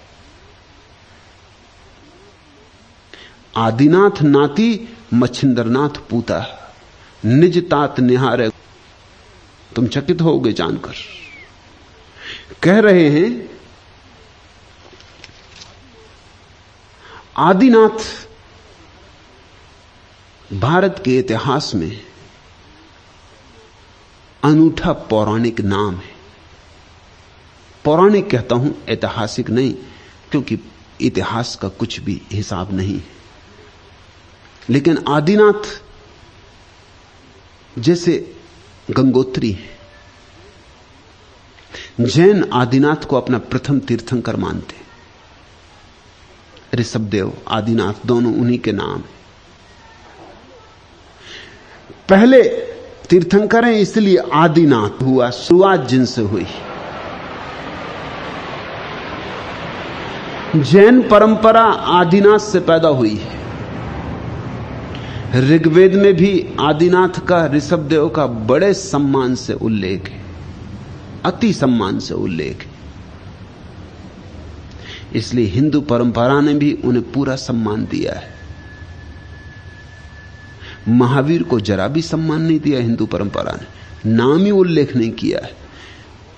अगर जैन शास्त्र और बौद्ध शास्त्र न हो तो हिंदू शास्त्रों से पता ही नहीं चल सकता था कि महावीर कभी हुए। मगर आदिनाथ को बड़ा सम्मान दिया है। ऐसा प्रतीत होता है कि जैन और हिंदू परंपरा बाद में अलग हुई होगी, आदिनाथ के समय एक ही रही होगी। भेद नहीं पड़ा होगा अभी। इसलिए ऋग्वेद में भी सम्मान सूचक, अति सम्मान सूचक उल्लेख है। और जैनों के तो वो प्रथम तीर्थंकर हैं, उनके सारे धर्म का मूल आधार वहां है। तांत्रिक भी मानते हैं कि आदिनाथ से ही तंत्र की शुरुआत हुई, और सिद्ध योगी भी मानते हैं कि आदिनाथ उनके प्रथम गुरु हैं। इसलिए आदिनाथ उद्गम स्रोत मालूम होते, जैसे इस देश की सारी परंपराएं इस एक व्यक्तित्व से निकली हूं, बही हूं। मगर गोरख का वचन बड़ा चौंकाने वाला है। गोरख कहते हैं आदिनाथ नाती, आदिनाथ मेरे नाती। मच्छिंद्रनाथ पूता, और अपने गुरु, उनके जो गुरु हैं मच्छिंद्रनाथ, वो मेरे पुत्र। निज तात निहार गोरख अवधूता, अपने बेटे बेटियों को, अपने पुत्रों नातियों को देख के मैं बड़ा प्रसन्न। कबीर के समय तक आते आते इस तरह के वचन उलट बांसी कहे जाने लगे, मगर बड़े प्यारे वचन हैं। जीसस का भी ऐसा वक्तव्य है। जीसस से किसी ने पूछा, तुम किस अधिकार से बोलते हो, ऑन व्हाट अथॉरिटी? और जीसस ने कहा कि किस अधिकार से हुआ, उसके भी पहले मैं हूं। अब्राहम का वही स्थान है यहूदी, ईसाई और इस्लाम परंपराओं में जो आदिनाथ का जैन, हिंदू और बौद्ध परंपरा में। अब्राहम आदि पुरुष हैं यहूदी परंपरा के, उन्हीं से फिर ईसाईयत निकली, उन्हीं से फिर इस्लाम निकला। मगर जीसस का वक्तव्य बड़ा अद्भुत है। जीसस कहते हैं किस अधिकार से? मैं अब्राहम के पहले हूं। पूछने वाले ने कहा, तुम चौंकाते हो, तुम होश की बात कर रहे हो, अब्राहम को हुए हजारों साल हो गए। जीसस ने कहा, वो मुझे मालूम, लेकिन मैं उनसे पहले हूं। क्या मतलब होगा जीसस का? जीसस ये कह रहे हैं कि वो जो हमारे प्राणों का प्राण है, वो जब कुछ भी नहीं हुआ था तब से, जब अस्तित्व भी शुरू नहीं हुआ था, जब अस्तित्व का सूर्योदय नहीं हुआ था तब से है। और जब भी कोई उसे जान लेता है तो शेष सब बातें पीछे हैं। जिसने अपने स्वरूप को जान लिया, उसने परमात्मा को जान लिया, उसने मूल को जान लिया अस्तित्व के। और मूल तो निश्चित ही सबसे आगे। आदिनाथ उसके बाद हुए, अब्राहम उसके बाद हुए। गोरख यही कह रहे हैं।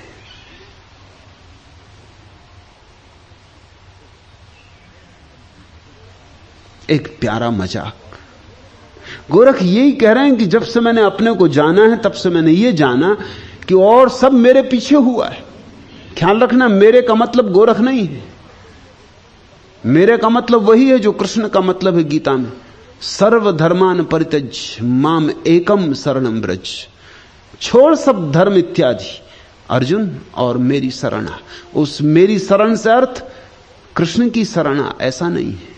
माम एकम, मुझ एक। वह मुझ एक कौन है? कृष्ण नहीं। वह एक कृष्ण में भी प्रकट हुआ है, अर्जुन में भी प्रकट हुआ है। वही एक सदा से प्रकट होता रहा और सदा प्रकट होगा। वही मुझ में प्रकट हुआ है, वही तुम में प्रकट हुआ है। किसी को पता चल जाए तो वो बुद्ध हो जाता है, और किसी को पता ना चले तो वो सोया रह जाता। बस इतना ही भेद है बुद्धों में और अबुद्धों में, और कुछ भेद नहीं है। एक जाग गया, एक सो रहा है, मगर जो सो रहा है वो भी उतना ही परमात्मा है जितना जागा हुआ। रत्ती भर भेद नहीं, गुण का कोई भेद नहीं है। इस अद्भुत बात को यूं प्रकट करते हैं आदिनाथ नाती कि क्या कहूं मैं अपनी बात, कि जब से अपने को जाना है, स्वयं को निहारा है, क्या हालत घट गई। अब तो मुझे ऐसा लगता है कि आदिनाथ भी मेरे बाद हुए। आदिनाथ नाथी, मच्छिंद्रनाथ पूता, और शायद आदिनाथ को तो तुम याद भी हो, मगर मच्छिंद्रनाथ जो गुरु हैं और अभी जिंदा थे, वो भी मेरे पुत्र हैं। निज तात निहारे गोरख अवधूता। और ये सारा अस्तित्व मेरी ही संतति है, ऐसा देखकर गोरख अवधूत बड़ा प्रसन्न हो रहा है। गोरख का और एक वचन है, नरेंद्र ने उस संबंध में कल ही पूछा था, वह वचन भी प्यारा है। अवधू ईश्वर हमरे चेला, भणीजे मच्छिंदर बोलिए नाती, निगुरी पृथ्वी परले जाती, ताथे हम उल्टी थापना थाती। हे अवधूत, स्यो हमारे चेला हैं। हे अवधूत, ईश्वर हमारे चेला हैं। मच्छिंद्रनाथ नाती, अर्थात चेले के भी चेले। हमें स्वयं गुरु धारण करने की आवश्यकता नहीं थी, क्योंकि हम साक्षात परमात्मा हैं। किंतु इस डर से कि हमारा अनुकरण कर अज्ञानी लोग बिना गुरु के ही योगी होने का दम न भरने लगे, इसलिए हमने मच्छिंद्रनाथ को गुरु बना लिया, जो वस्तुतः उल्टी स्थापना करना है, क्योंकि खुद मच्छिंद्रनाथ हमारे शिष्य हैं। निगुरी पृथ्वी परले जाती, कहीं ऐसा ना हो जाए कि लोग बिना गुरु को बनाए ही अपने की घोषणा करने लगे कि हम पहुंच गए। थोथे लोग कहीं झूठी घोषणा न करने लगे। इस कारण निगुरी पृथ्वी परले जाती, कहीं पूरी पृथ्वी प्रलय में न चली जाए। ताथे हम उल्टी थापना थाती, इसलिए हमने उल्टा काम शुरू किया। अपने ही बेटे को पिता बना लिया, अपने ही शिष्य को गुरु बना लिया, ताकि अज्ञानी लोगों के लिए एक संकेत रहे कि गुरु के बिना ज्ञान नहीं है। मगर जिसको भी ज्ञान हो जाता है उसको यही अनुभव होता है, अवधू ईश्वर हमरे चेला, भणीजे मच्छिंदर बोलिए नाथी। जिसको ज्ञान होता है वह ब्रह्म स्वरूप हो गया। जिसने स्वयं को जाना वह स्वयं ब्रह्म हो गया। उसे जानते वही हो जाता है। फिर शेष सब उसके बाद है। वह समयातीत हो गया, काल और क्षेत्र के बाहर चला गया। वह प्रथम है, वही अंतिम है। सबसे पहले भी वही, सबसे अंत में भी वही। असल में फिर एक ही है, दो नहीं। फिर कौन गुरु, कौन चेला, फिर कौन भक्त, कौन भगवान, इतना भेद भी नहीं। आनंद की वर्षा है, अमृत का अनुभव है, लेकिन इसके पहले मिटना पड़े। तुम जैसे हो अहंकारग्रस्त, इस भावदशा को तो विदा करना पड़े। मरो है जोगी मरो, मरो मरण है मीठा, तिस मरणी मरो जिस मरणी गोरख मरी दीठा। आज इतना है।